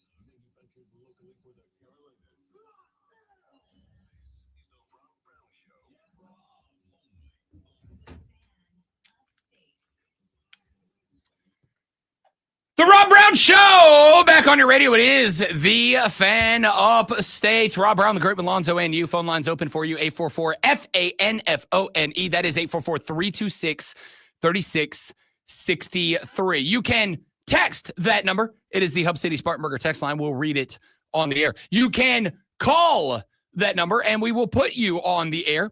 You can tweet me and follow me on social media at The Rob Brown Show across all of the social media. You can get to Lonzo at Lonzo on Word on Twitter. You can get to everybody up in here at the Fan Upstate. And, of course, if you have not done so yet, we do stream all 4 hours of the show, all 5 days of the week that we do it live at Facebook.com/The Fan Upstate, The Fan Upstate on YouTube, The Fan Upstate on Twitter, The Rob Brown Show on Facebook, on YouTube, and on Twitch. Join us, go behind the scenes, have conversations with myself, with Lonzo, with the rest of the Armada off of the air. Sometimes they make it onto the air. Sometimes they don't. We had a conversation in depth there during the break about the word penetration. It's a good word. It's a good word. It needs to be used more. Do me a favor. Use that word at work as many times as you can today. Probably shouldn't do that. You should. I don't know. It's just an English word. No need to be afraid of words, people. No need to be afraid of words. All right, let's jump back into this. We talked earlier in the show about the Penn State situation. Penn State, of course, firing James Franklin over the weekend, a young man who has been in charge of the program for a dozen years. At this point, is released despite the fact that he averaged 10 wins per year. I'm not just going to say there's a lot of schools that wish that they could say that. I'm going to say most schools wish that they could say that they averaged 10 per year. But here's the reality of the situation. James Franklin, during his tenure as a head coach, is 128-60. The majority of those 60 are against top 10 teams. James Franklin had at Penn State, 16% win percentage against teams ranked inside of the AP top 10. James Franklin has won one Big Ten championship back in 2016. That is it. That's the entire trophy case. A 2016 Big Ten championship. He did win the 2016 Hayes Schembechler Coach of the Year Award, the 2016 Sporting News Coach of the Year, and the 2000 Woody Hayes Trophy. That was all 9 years ago. Nothing since then. And while you would look and say, hey, he averaged 10, like, wouldn't you want that? The answer is yeah, if you're any other school. But how many of a dozen years do I have to win 10 before we win 11? Before we win 12? Before we win a Big Ten championship? Before we win a national championship? The answer is at least another one. So they move on. There were a couple of names that jumped out of the gate as the next dude to take over as the main dude at Penn State University. One of them was Ohio State offensive coordinator Brian Hartline. He is the offensive coordinator and wide receivers coach at Ohio State. He has been with the team since 2017. Of course, Brian Hartline is a former NFL player, spent some time with the Dolphins and the Browns, left NFL football in 2016, joined the Buckeyes the next year, and has been there ever since. He has not only cemented himself as a top recruiter nationally, but look at the list of names that has come out of Ohio State, or as I think you could get away with calling them right now, wide receiver U. Garrett Wilson, a Buckeye. Jackson Smith and Jigba, a Buckeye. Chris Olave, a Buckeye. Marvin Harrison Jr., a Buckeye. They have been sending dudes to the NFL at the wide receiver position. Brian Hartline has been in control of that group for 8 years now. And every year, it's like he's just reloaded the wide receiver spot. So that's a very interesting name, because I've got to think that after 8 years at Ohio State, you think maybe he wants a chance. Maybe he wants an opportunity to go put on the headset and be that guy. Does he? I don't know. We'll find out. Now, that being said, by the way, I don't think he does, but we'll see. We'll find out. With the understanding that Brian Hartline was a Buckeye. In fact, was a member of the 2008 BCS National Championship game team, averaged over 13 yards per reception, 52 catches, 694 yards. In his final season in 08, 22.8 yards per reception, 21 catches, 479. He's a Buckeye, and, rivalries go so far. Again, my loyalty cannot be bought, but it can be rented. I hate the Atlanta Falcons, but if y'all need a play-by-play guy, holla at your boy. Penn I'll State, come to the ATL. not a rival. Sure, whatever. I would disagree, but I'm not an Ohio State fan, so right, you have more say than I do about it. in this case, I can actually say I know this more than you do. Fair enough. And they're not. Fair enough. So, Brian Hartline's in the mix, and I got to say, I think he's the second most attractive candidate you could have. I think the most attractive candidate that you could possibly end up with is Matt Rule. Now, wait a minute, Rob Brown. I've heard the name Kurt Cignetti. Yeah, it's pretty simple. I win. Google me. Thrown about a bunch of times. Why would it not be him? Well, the answer is it would be him. He is the most attractive head coaching candidate right now. I think if Kurt Cignetti decides that he wants to leave Indiana and take a step up, he would be the dude. Oh, by the way, yeah, I appreciate the text reminding me Emeka Egbuka is on that list of Ohio State wide receivers too. There were a bunch more. No, I'm sure. It would have took a while. Yeah. So I think Curt Cignetti is the most attractive name on the Penn State wish list as it stands right now. Here's the problem. I don't think you're getting him out of Bloomington, Indiana. I don't think you're getting him out of Bloomington, Indiana, because I don't think, and this may very well have been a hot take maybe just 2 or 3 years ago. I do not think it is anymore. I think Indiana is one great season, and perhaps, perchance, maybe, this is that great season. I think the Indiana Hoosiers are one great season away from having their head coaching job be considered at the least on par with the Penn State Nittany Lion coaching job. Hold your horses. Don't start throwing pointy objects at me just yet. Let's think about this for a moment. In terms of revenue, Indiana is behind Penn State, but it is not dramatically behind Penn State. In terms of revenue, Indiana's got it, because not only are they right now the darlings of college football, and they are, which means that NIL's going to be fine, because you get to where Indiana is, and that is where smaller national companies go, maybe we can't afford big names at Georgia, Alabama, Ohio State, but we can afford Fernando Mendoza and the rest of the Hoosiers. So let's start that. And then the big companies go, oh, they're doing something.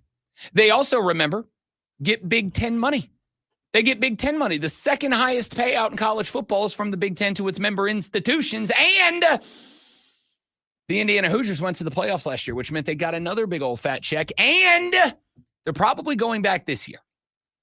I think Indiana is very much a serious threat to win the Big Ten championship this year. They have the leg up on Oregon, should it come down to those two plus the horse chestnuts of Ohio State as to who gets in. They now have the tiebreaker over the Ducks, meaning leg up on the Big Ten title game and OBT dubs. If you play for the Big Ten title, you're going to the playoffs this year.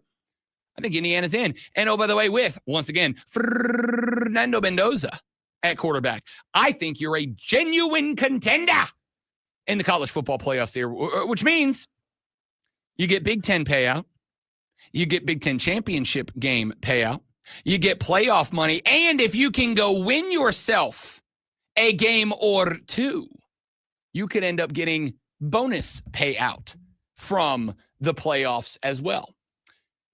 Penn State, on the flip side, will not be playing for the Big Ten championship this year after an 0-3 start. Penn State this year will, I suspect, not be the first 9-3 team that makes its way into the college football playoffs as an at-large squad, meaning they will not be going to the playoffs, which means that Indiana's going to be bringing in a pretty penny of revenue that is inaccessible to the Penn State Nittany Lions. You put into all of that right now the fact that and I want you to take yourself back to when you were 16, 17 years old. You were a high school football player. You were living your best life. You're out there macking on the cheerleaders. You're out there hanging out with the boys. You're out there doing two-a-days and getting ready, and you go to the season and you look up and you are from the great Midwest, a place that has historically been dominated by Ohio State, by Michigan, by Penn State, making inroads, et cetera, et cetera. And now all of a sudden there's this plucky little upstart team in Bloomington, Indiana, led by... Yeah, it's pretty simple. I win. Google me. Curt Cignetti, who right now is, as aforementioned, the media darling. Did you hear the the halftime interview with Curt Cignetti during their win over the Ducks this time around? Young lady doing the interview was like, hey, Curt, talk to me about the first half. Curt Cignetti, first off, spent just like 10 seconds boosting up his team and then spent about 2 minutes ripping them down while making jokes the whole time. The dude's absolutely the dude that a young and dumb, now old and dumb, but then young and dumb Rob Brown would have loved to have gone and play. I click with this dude, man. And I promise you, a lot of other college football players do. Versus outside of like diehard lifelong Penn State fans in and around Pennsylvania. If you're not a diehard, what's the attractiveness of Penn State right now? And I would like Penn State fans to answer that question, but I'll ask all of you as well. What's the attractiveness of Pennsylvania State University right now? Revenue, resources, sure. Recruiting, chance fine. To play in a whiteout. I mean, great. Which, by the way, you lose as much as you win them. Like, nice job. I picked Oregon in that game because they lose every whiteout. It's easy. So, I don't think Curt Cignetti is a legitimate pick for that gig. And I don't think he's a legitimate pick for that gig because I think that at the end of this season, after the chips have fallen and the college football playoff hath been played and the college football national championship hath been awarded, I think Indiana's going to have enough money on the table that they can give Curt Cignetti a raise and an extension to get him to where Penn State would have him at to come over and take over a program that, while you cannot use the word floundering to describe it, because again, they played in the semifinal last year. Certainly, this is a big-time reset for the Penn State Nittany Lions versus Curt Cignetti, who has built, molded, shaped, formed, evolved Indiana into a legitimate, don't laugh because I'm right, a legitimate playoff contender. So, who is the guy, the dude to take over that program? Ladies and gentlemen, there is one answer, and one answer only, and it is Matt Rule, the head coach of the Nebraska Cornhuskers. Now, see, wouldn't you say, I mean, historically, Nebraska is the bigger name? I mean, back in the day, Nebraska was the team. So, and I don't remember Penn State being on the same level as Nebraska. I think, great one. I think you need to do what my broken body is doing on a regular basis and constantly reminding me that 1990 was 35 years ago. 35. Nebraska has not. Here's the thing. And I said this over the weekend about Florida State. If you follow me on X at the Rob Brown Show, I made this same correlation.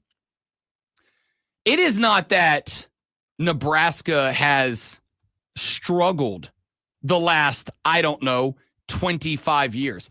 It's that they have been, Lonzo, irrelevant. It is one thing to be bad. It is worse to be irrelevant. If you're bad, people are still talking about you. You're still getting attention. There's brand awareness. If you're irrelevant, you are nothing. I said this word in there, historically.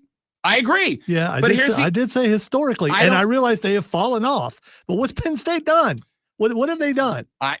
Again, Penn State has been, during the entire 12 years James Franklin has been there, they've been right there, knocking on the door. What they have been, they've been a ranked win for either Ohio State or Michigan, sometimes both. That's what they've been. I don't disagree. I mean, so glad you're ranked. It makes us look better. Way to go, Penn State. Well and good. When's the last time Nebraska was a ranked win for those teams? 2001. 2001. The last time Nebraska was relevant, I was a sophomore in high school. I am now a 40-year-old and inching ever closer to 41-year-old man. I was a sophomore in high school. The last time Nebraska was not irrelevant. I made the comparison. I drew the line between Nebraska and Florida State, and I said, you know what the danger for Florida State is? It's not that they're going to be bad. The danger for Florida State is that in this day and age, when everybody's moving forward with NIL and rev share and portal and yada, yada, yada, if you become irrelevant, I don't know how you come back from that. You have to stumble on a Curt Cignetti to get you back from that. And there ain't but one. Yeah, it's pretty simple. I win. Google me. Curt Cignetti right now. That's why that's why Penn State wants him. However, Matt Rule. And I saw somebody online say yesterday, why would you? All this is alleged, by the way. We don't know that's we don't know, who but they want. That's our job, is to speculate. So I'm doing my job in speculating. And what has Matt Rule done at Nebraska that would make you want him at Penn State? Nebraska has the best football team right now that they have had in 2 decades. 2 decades. It's been since Nebraska has been relevant. Are they a threat in the conference right now? No, not really. But Lonzo, they're 5-1, and their only loss right now was a field goal loss to the Michigan Wolverines at the point that everybody was saying maybe the Wolverines aren't as bad as we thought they were. 3-point loss. They are 5-1. And granted, the 5 aren't impressive. Cincinnati, who's got a ranked win, by the way, Akron, Houston Christian, Michigan State, and Maryland. Not a who's who of 5 wins, but there's also not a lot of 5-1 teams out there right now, including the ones who played craptastic schedules and could not get to 5-1. I'm not saying they're good. What I'm saying is Matt Rule is a dude that takes 2 or 3 years to really hit the stride, to really hit it. He did it at Baylor. He did it at Rice. Yeah. Again, that's the NFL. It's a different breed of cat, man. It's a different world up there. This is why Matt Rule's just another college coach who tried it in the big leagues and realized, oh, that's not how this works. The OOU stuff does not work in the NFL. It absolutely works in college football. It absolutely does. To this day still works. So the OOU stuff will work. This is why Nebraska has right now today the best football team Nebraska's had since 2002-ish. It's been 23 years since they've been relevant. And while I do not think they are necessarily good yet, here's what I will say. Can Nebraska beat Minnesota right now? You're damn right they can. Can they beat Northwestern right now? You're damn right they can. Can they beat USC? I would say is a good answer. I'd say that's a toss-up game. Can they beat UCLA right now? In fairness, UCLA is like, what? I don't know, dude. What the hell was Deshaun Foster doing?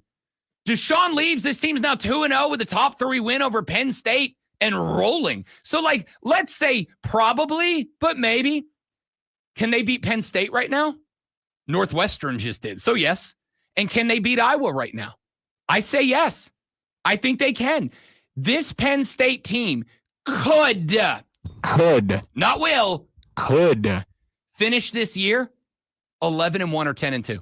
Genuinely. That's where Matt Rule has this team right now. They could genuinely finish 10-2. He should probably jump right now, because if he were to lose to Penn State, that would not get him that Penn State job. Well, again, he would have to wait until the end of the year. That's just how those contracts are written out in order to do it, or else he'd be on the hook for a massive buyout. He would be anyway, but it can decrease a lot if he waits till the end of the year. I don't know about all that. Here's what I do know. Penn State's not getting Kurt Cignetti. So the conversation comes down to, as far as I'm concerned, Brian Hartline out of Ohio State, who we don't know if he would be willing to leave his alma mater or not. Granted, if you're Brian Hartline, if you have any interest at all in being a head coach, it's not going to be at Ohio State, because Ryan Day's a young man. He's going to be there for a long time.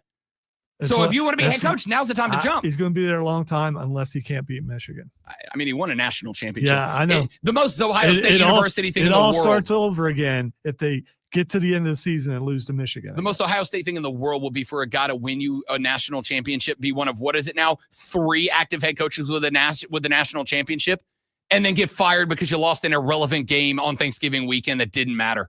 Oh, that'd be spectacular. Ryan Day would be hired before he got his stuff out of the locker. Oh, he absolutely would, and he should. But he's not going anywhere. So Brian Hartline is not going to be a head coach at Ohio State, at least not in the next decade or so. So if he wants to be one, he's got to go. We just don't know if he does. But even if he does, Matt Rule is a successful college football coach, a successful college football coach with a bunch of experience. He's the guy, because you're not getting Kurt. Indiana's going to pay Kurt Cignetti, and Indiana is not a step down from Penn State as much as Penn State fans want to think it is. I will say this. Nebraska is, except for Matt Rule. Now, if Matt Rule leaves, Nebraska goes back to irrelevance, then they definitely are. I would say today, Indiana is not far behind Penn State on the quality of job, and I think they'll pay him what Penn State would pay him, Kurt Cignetti. Nebraska is a step down from Penn State. So I think Matt Rule ends up being the guy. Let's take a break. Back after this, the Rob Brown Show rolls on. It is the Fan Upstate. QC. All right, guys, one more live and we're back. Yo, stay right there for me.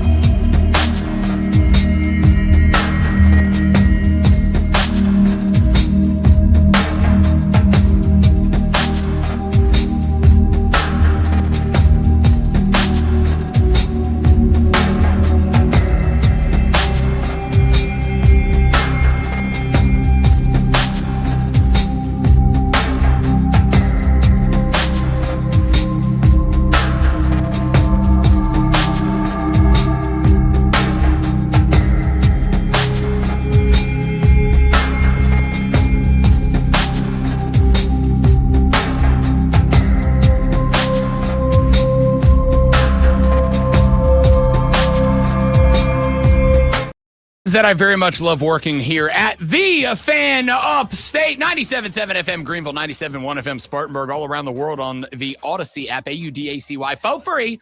You're welcome. Is that, and this is, and I can say this with all great sincerity, I believe the first time in my 17-year radio career, a spot that I work that I actually like everyone I work with. There have been spots that I've worked that I've hated everyone I've worked with, and there's been spots that I've worked where I liked a couple of people and despised a couple of people. This is the first time where everyone that I work with on the station, I genuinely like. That's nice. And one of the things I like about the fellas is that while we butt heads occasionally, the four of us, a lot of the times, I think the boys have some good takes. Now, if you listened to that break there, the afternoon legend we call Cole Bryson had a take. He said, look, it was, and I agree with this. We call him other things. We call him a lot of things. Yeah, I just can't say most of them on the radio. Cole Bryson, though, is what Lonzo calls him short all the time. Well, he's not tall. Cole Bryson had a great take, and it is a take that I have been saying since yesterday's show when we found out that South Carolina had terminated Lonnie Teasley, the offensive line coach. The take I had was this. The offensive line play was hilariously bad against LSU. In fact, I would go so far as to say that that game against the Fighting Tigers of Louisiana State University was the definition of a winnable football game that you cost yourself the win. And I blamed it on a bunch of things. Now, there were some spots that were maybe outside of your control, like a fake punt that would have been a first down and potentially flipped the game, certainly flipped the field. That was called off by a referee who I thought did a spot of bad refereeing by running in front of the punter with the arms out, saying, no, can't snap it yet, then backing out from away from the punter, but not backing out with the permission to snap the football. South Carolina ran a fake punt. They get a first down. It's called back. You got to do it again. Not great, Bob. Disappointing, if anything. But I would go so far as to say, unlike last year's game against the LSU Tigers, a game that on an LSU radio show last Friday night that I was asked to do a guest spot and break down this game from the Gamecocks perspective, I said, I don't care that I'm going to become, for at least the next 6 to 8 minutes, the most hated man in Baton Rouge, Louisiana. And the guy who will take my place will be whatever is the next bartender to say, sorry, guys, we're out of beer. I don't care if I'm going to be the most hated man in Baton Rouge, Louisiana. Gamecocks should have won that game last year, and they got screwed by the referees. Screwed by them. The pick six coming off the board was an embarrassment. And the host was like, wait a minute, Rob, you can't hit the quarterback. I can if he's trying to make a tackle, but that's all water under the bridge. We've played against a game since then. I thought you got shafted by the officials last week. I don't think you got a shaft by the officials this week. I think, frankly, your offensive line was a joke. The play was bad. Lenore Sellers was getting his ass kicked, as he has been all season long, and you couldn't stop making false starts happen in big-time situations if I'd have paid you to do it. It was bad. The offensive line is the numero uno problem for this football team right now. Lonnie Teasley had to go. I hate anybody losing their job, but I also understand it is a job. And there are expectations and responsibilities with that job that if you are not meeting them, you gots to go. And unfortunately, the expectations for that job in one place may be different from the expectations for that job in a different place. But the expectations for that offensive line coach at South Carolina was to be better than you're being right now if you're that team. Because I do believe the offensive line most certainly cost you the LSU game. I would make the argument they may have cost you the Mizzou game as well. And if you lose more than you win through the rest of the ride, where you've got, 4 consecutive ranked games, 1, 2, 3, 4 coming up, it'll be because of the offensive line. However, what Cole Bryson said, I could not agree with more. It was the right decision to move on from Lonnie Teasley. However, it's not going to change the play calling. It's just not. Now, if Mike Shula is going to, for whatever reason, just insist, I think unintelligently, respectfully, that Lenore Sellers is to be a pocket passer quarterback, which is, respectfully, very dumb to do. If he's going to insist on that, then by all means, you better make sure your offensive line is prepared to block a pocket passing quarterback's game. Again, I think that is very dumb. And that is why now problem numero uno behind the offensive line is the play calling. Now, I think that play calling is something that a lot of people rush to criticize. Why? A, because it is subjective. It's a subjective metric. Your thoughts on the play calling are going to be different than Lonzo's, are going to be different than mine, are going to be different than Cole Bryson's, are going to be different than Diesel's. However, I don't think that it is all that bananas, B-A-N-A-N-A-S, to say the play calling's been atrocious. No, I go back to the Kentucky game. And you will recall last week that on Monday I came in here and I said, pat on the back and a good game to Mike Shula, because finally it looked like he was play calling to fit the scheme to the athletes and not try to demand that the athletes fit the scheme.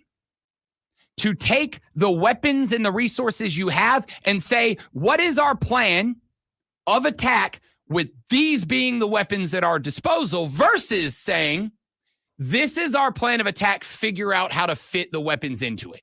There's a difference there. I don't know why this popped into my brain. You remember the movie Apollo 13? Great movie. Tom Hanks. Houston, we have a problem. Yeah, great movie. Great movie. Great story, too, in real life, but a great movie. They did a great job. I think Kevin Bacon was in it. Tom Hanks plays the role of Jim Lovell, and he is one of the astronauts that was on the Apollo 13 space mission. You will remember that the Apollo 13 space mission took off. There was an accident. They ended up being in a spot where the landing capsule and forget the other part of the spaceship, but it was leaking, and they could not complete the mission to the moon. And not only that, it put their ability to, Gary Sinise was in it, by the way. Shout out to Gary Sinise, one of the all-time Hollywood goats. Lieutenant Diane. Bill Paxton was in it as well. Great movie, man. Just absolutely great movie. So in the movie, there's this spot where the spaceship can't make it back because they got this leak and they got to figure out a way to plug it. But the problem was, it was a very unique situation nobody had really prepped or planned for or saw was a possibility. And there's a scene in the movie that I think is very apropos for the situation we're discussing. The situation is all of the engineers are standing around in Houston at HQ. And the flight director, the guy who runs mission control, walks in and he says, here's the problem, guys. We've got to fit this into this. And he holds up, it literally was a square peg in a round hole. He said, we've got to fit this into this using this. And he dumps open a box. And the box is everything that they have and only what they have on that spaceship, on that rocket, to get the square peg into the round hole. We got to fit this into this using only this. And he dumps it over. South Carolina, that's where you are right now.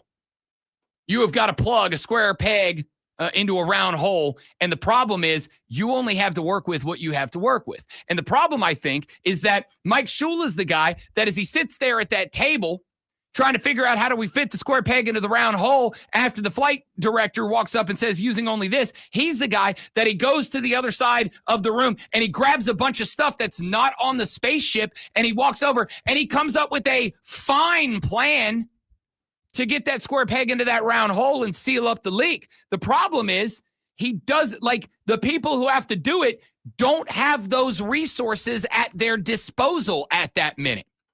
So it's a great plan. I think it's great. I think the pro-style pocket protection style offense that Mike Shula runs absolutely can work. If you have the offensive line and you have the quarterback to pull it off, you have neither. You don't have the offensive line because they're just not that good. And your quarterback does not fit that system. I need you to sit down with the flight director's box of crap and just that and say, okay, I've got these weapons, I've got these items, and this is what I have to use to get the square peg into the round hole. This is what I have to use. And I need you to sift through that and go, my plan with all that other stuff, great plan, it can't work. And if that plan can't work, I need to look at what I have here, and I need to take all these resources that I have, and I need to assemble them in a way that I create a plan that will work. And there's your biggest problem. Your biggest problem, yes, it is a lack of discipline. And again, when you are a culture team, South Carolina is absolutely a culture team. They've got talent on the roster, but they are not top-tier talent yet. You know that. I know that. There's no shame in that game. You're not Georgia's talent. You're not Bama's talent. You're not LSU's talent yet. So if you're a culture team that doesn't have the full-time talent, but you want to pull those wins that start building you in that direction, what are the two things that you have to have? You have to, A, and I hate this because you know I hate a sports cliche. Number one, you have to outwork everybody. You got to want it more than they do. It's like that scene from Remember the Titans. I want them to always remember the night they played the Titans. Like, you got to have that mentality, that dog in you. But number two, you've got to be disciplined. You've got to be more disciplined. You've got to win the penalty battle every night. You've got to win the turnover battle every night. And if you're losing the penalty battle, if you're losing the turnover battle, you can't win. Because if they have more talent than you, and LSU did and does, if they have more talent than you, I need you to say everything else that matters is going to be in our favor. We are going to win the turnover battle, which in this game, you got the 2 picks of Garrett Nussmeier. You got a fumble return. And you won the turnover battle 2-3, but like, how much different is that game if you win the turnover battle 3-0? You may win the game. I need you to win the penalty battle. You didn't. LSU 5 for 54, South Carolina 13 for 65. If you don't have the talent they have, you damn sure better win all of the parts of the game that you can win. And what I'm seeing, based on the play calling, is a setup where Mike Shula went to the other side of the room and he got all these other things that the team doesn't have and said, oh, this is how you win. Great, but we don't have those resources, man. We don't have that stuff. All we have is this box of crap that the flight director just dumped on the table. You need to work with this stuff to come up with a plan. And then the team's got to be disciplined, and then the team's got to win the turnover battle, et cetera, et cetera. And right now they're just not. This is the right decision for that position coach. I just don't know what comes next. All right.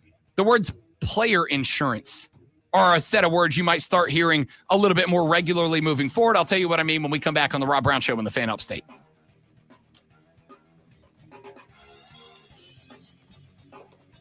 Matt Campbell's an interesting kid. I don't disagree. I just think if you can get Matt Rule, you get Matt Rule.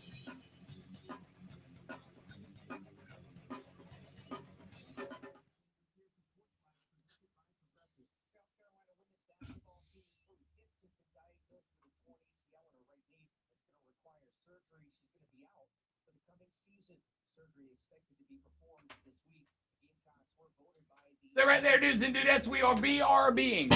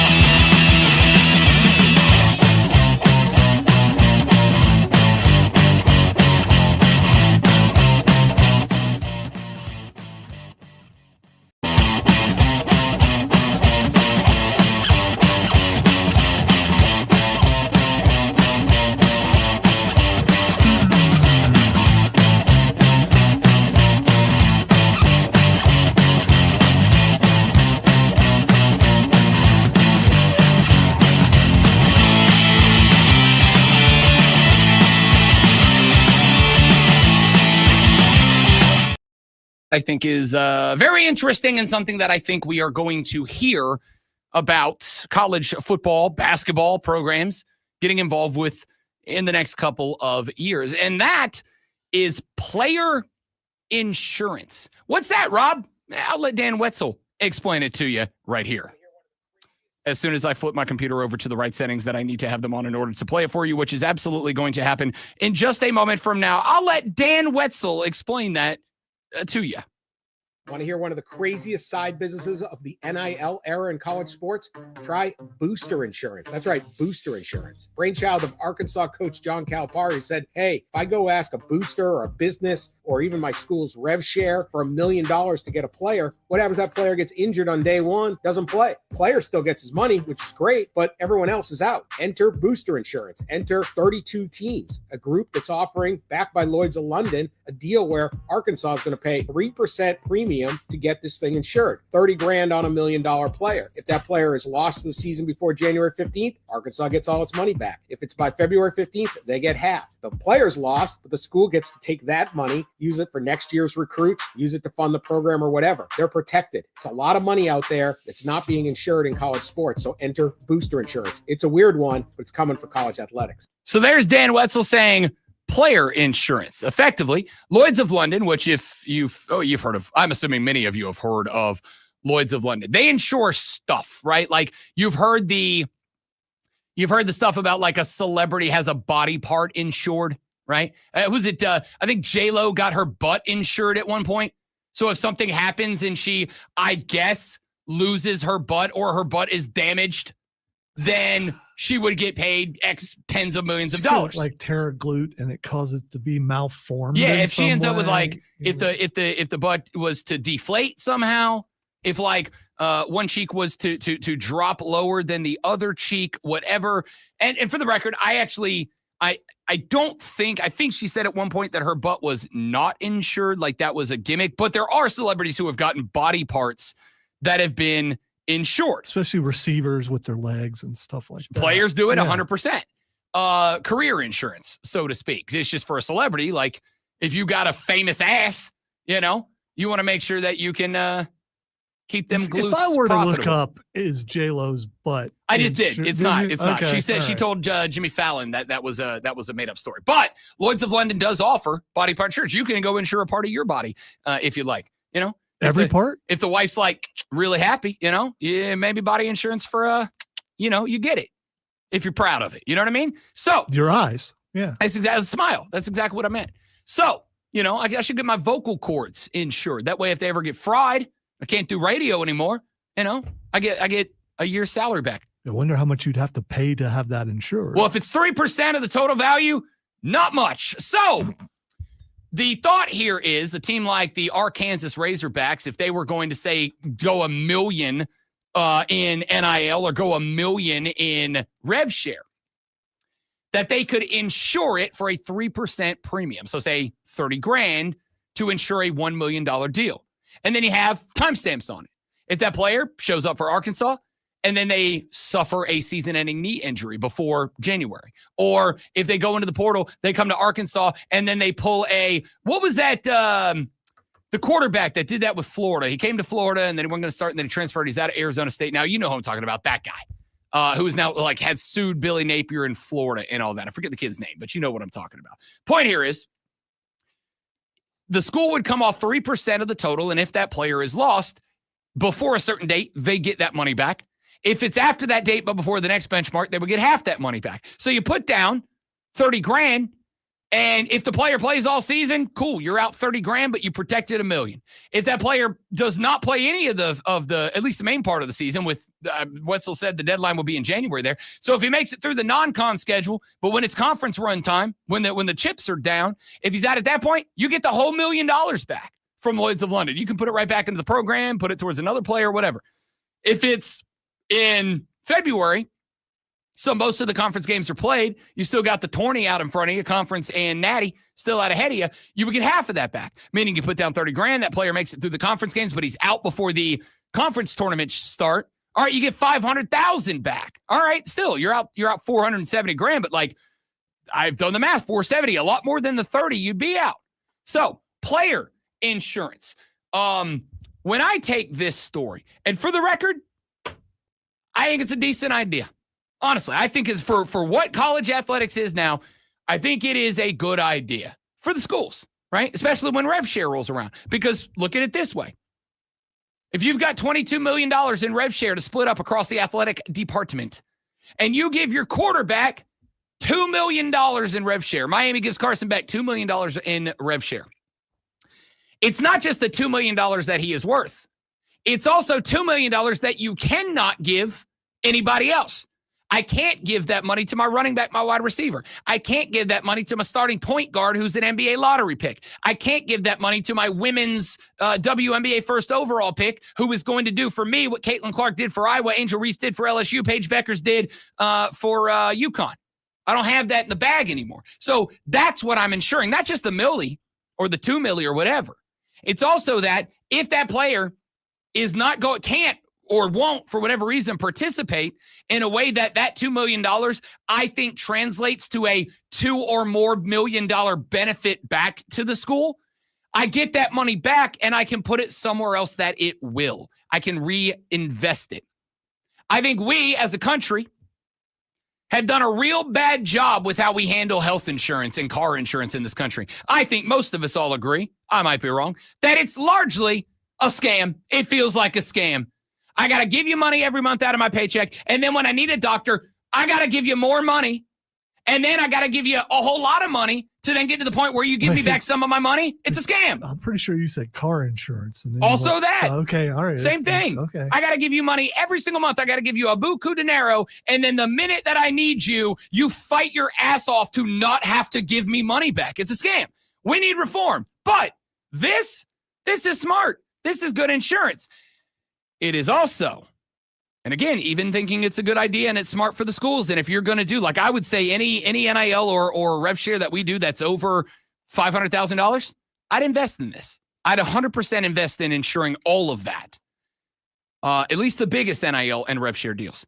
But this, plus the gathering smoke on the story that maybe it was Adidas that pushed out James Franklin, not just AD Pat Kraft, and it was Adidas who said, we'll fork over the $49 million, but go find us a coach that's going to have our logo in the national championship game and not in that game.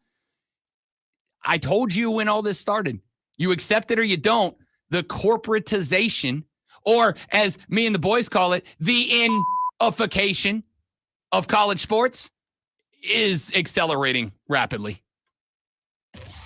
And now, the Rob Brown Show presents Twitter. All right, time to finish up the show with a little What the X. I'm going to ask Rob what is Xing, and he will tell us why. Well, I'll tell him something, and you'll see if you haven't heard it before. All right, the first thing it's Xing, or you'll hear it, or you could see it if you're watching on the stream. First thing it's Xing is Schnell. As in Blake Snell of the LA Dodgers. Blake Snell last night, I didn't talk as much. I did talk some baseball earlier in the show, not as much as I would have liked. You know what I love about the Dodgers right now? I mean, I hate the Dodgers, but you know what I love about watching the Dodgers as a baseball fan with the fan cap off and the analyst hat on? The fact that the Dodgers, a team that were supposed to live and die by showing everybody the big dong all season long, that's not how they're winning games. They're winning small ball games. And that is because Blake Snell went out last night, threw 8 innings of baseball, and faced the minimum. That means that he faced, of the 24 outs that he needed to record to get through 8 innings, he only faced 24 guys. He gave up 1 hit.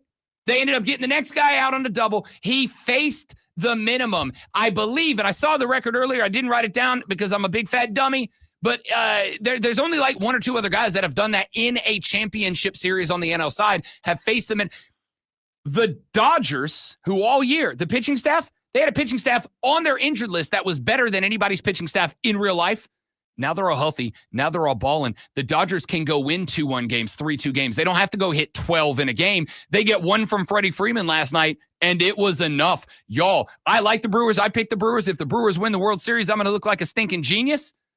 I don't think anybody's beating the Dodgers if they can keep getting that out of Blake Snell, who has been nails in this postseason. All right, the next thing that's Xing is Dan Campbell. Dan Campbell Xing after the Detroit Lions got the L put on him by the Chiefs. And now we found out that Defensive back Brian Branch has been suspended 1 game for unnecessary roughness, unsportsmanlike conduct. It was, I actually think, the tag they hit him with. Suspended for next Monday's game against the Tampa Bay Buccaneers. Considering especially that the Detroit Lions already have like 5 or 6 starters on their defense who are banged up, roughed up. Some of them going to be out, some will play, but will be hurt. I don't know what Dan Campbell said, but I'm sure it sounded something like. Well, I think he's Xing for 2 things. One is apologizing for that. And the other, and I thought it was AI at first, but I found it a bunch of times, is him being side-eyed by Patrick Mahomes. I mean, hey, you took that L. I don't know if it's real or not, but you took the L. Yeah. You wear the L, boys. All right. Speaking of taking an L, the next thing is Xing is Seth Rollins. Seth freaking Rollins. Xing because last night the vision got blurry for Seth Rollins. Braun Breaker hit Seth Rollins with a spear. That's not even the only shocking part. Then Big Bronson Reed hit him with the tsunami. I will say this. There's a lot in the background of Paul Heyman that makes him kind of a questionable character. Welcome to wrestling. Most of those guys are at that level, but Paul Heyman's reaction to stuff, facial reaction in ring makes him the GOAT. He is so good. He was so good. I was totally bought in. I thought for sure Seth got hurt during the match against Cody, and then we find out that he probably did. The rumor is he did. The rumor is backstage he had his arm in a sling, and the reason he was wearing the big puffy coat last night was to hide a brace that was on it. I've seen pictures of him with the thing. Yeah, now. and this was a way to get him up off the TV for a hot minute, let him rest and recuperate, which does 2 things. Number 1, last lets time him get healthy. Last Number 2, time he faked it though. Last time he did fake it. This time I believe it. This time I believe it. And the second thing it allows you to do, you either bring back Seth as super mega ultra heel, and that gives you a Braun and Bronson Reed turn to a face, or what I think is more likely to happen, Seth comes back as a baby face that got turned on by 2 guys he was trying to bump up, and we get what I've wanted for a very long time, which is psychopathic top of the card Braun Breaker with 0 holdback on him. Yes, please. Yeah, I'm looking forward to that too. Or 33 and a third % chance he comes back as a face, though. Or like I speculated yesterday, so Brock Lesnar joins the Vision. Brock, Braun, and Bronson. I just think that would be. See, I don't think you get enough. I don't think he's around enough to justify putting him in a faction. Like, I guess maybe you could have him be like leader from a distance. I'll show up when I need to. But I just don't get that vibe off of him. We'll see. And finally, the last thing that's Xing is Josh Allen. Josh Allen. Just 2 right now. He lost 50% of his Josh Allens through 2 picks last night as the Bills were shocked by the Atlanta Falcons. I told you the Falcons are a good football team. It is not that I thought at any point they would be a bad football team. I just can't pick them to win the division until they actually finish a season. It is not the middle of the season I was worried about. Michael Penix Jr. is a guy. Bijan Robinson might be the best running back in football. He might be better than Saquon Barkley at this point. They just can't finish. Defense showed up last night, though. That's it for us. Thank you for being here. Hope you enjoyed the show. If it didn't, it's your own fault. You got bad taste in radio. But if you come back tomorrow, I promise we'll try 2 to 3% harder. Have a great day. Don't drink and drive. I'll punch you in the face for Alonzo. I'm Rob Brown. See you back here tomorrow on The Rob Brown Show in the Fan Upstate. Later.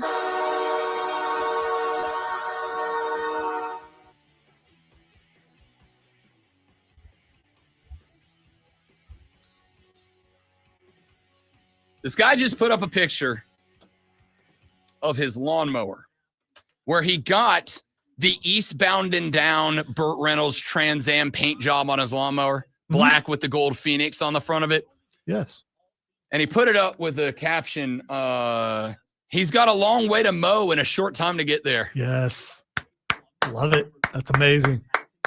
That's excellent work. That makes me glad to be alive. That is excellent work. All right. I got to go do stuff and be an adult. That? I can't believe you haven't broken it. It was more of a drop. My notebook's right here, so it's got the cushion of the, of the notebook. All right. There. When you suddenly get that green line again and you don't know where it came from. This phone's made it 6 months so far. We're in good shape. Is that a record? We're in good shape. It's not. It's not. All right, guys, you're all amazing people. Thanks for being here. Hope you enjoyed the show. Tell your friends about it. Share us around on social media. Lonzo and I would like to get rich and famous and retire and not have to go like work in a grocery store or something again. So tell your friends about us. Have a great day. Goodbye. Thank you for predicting.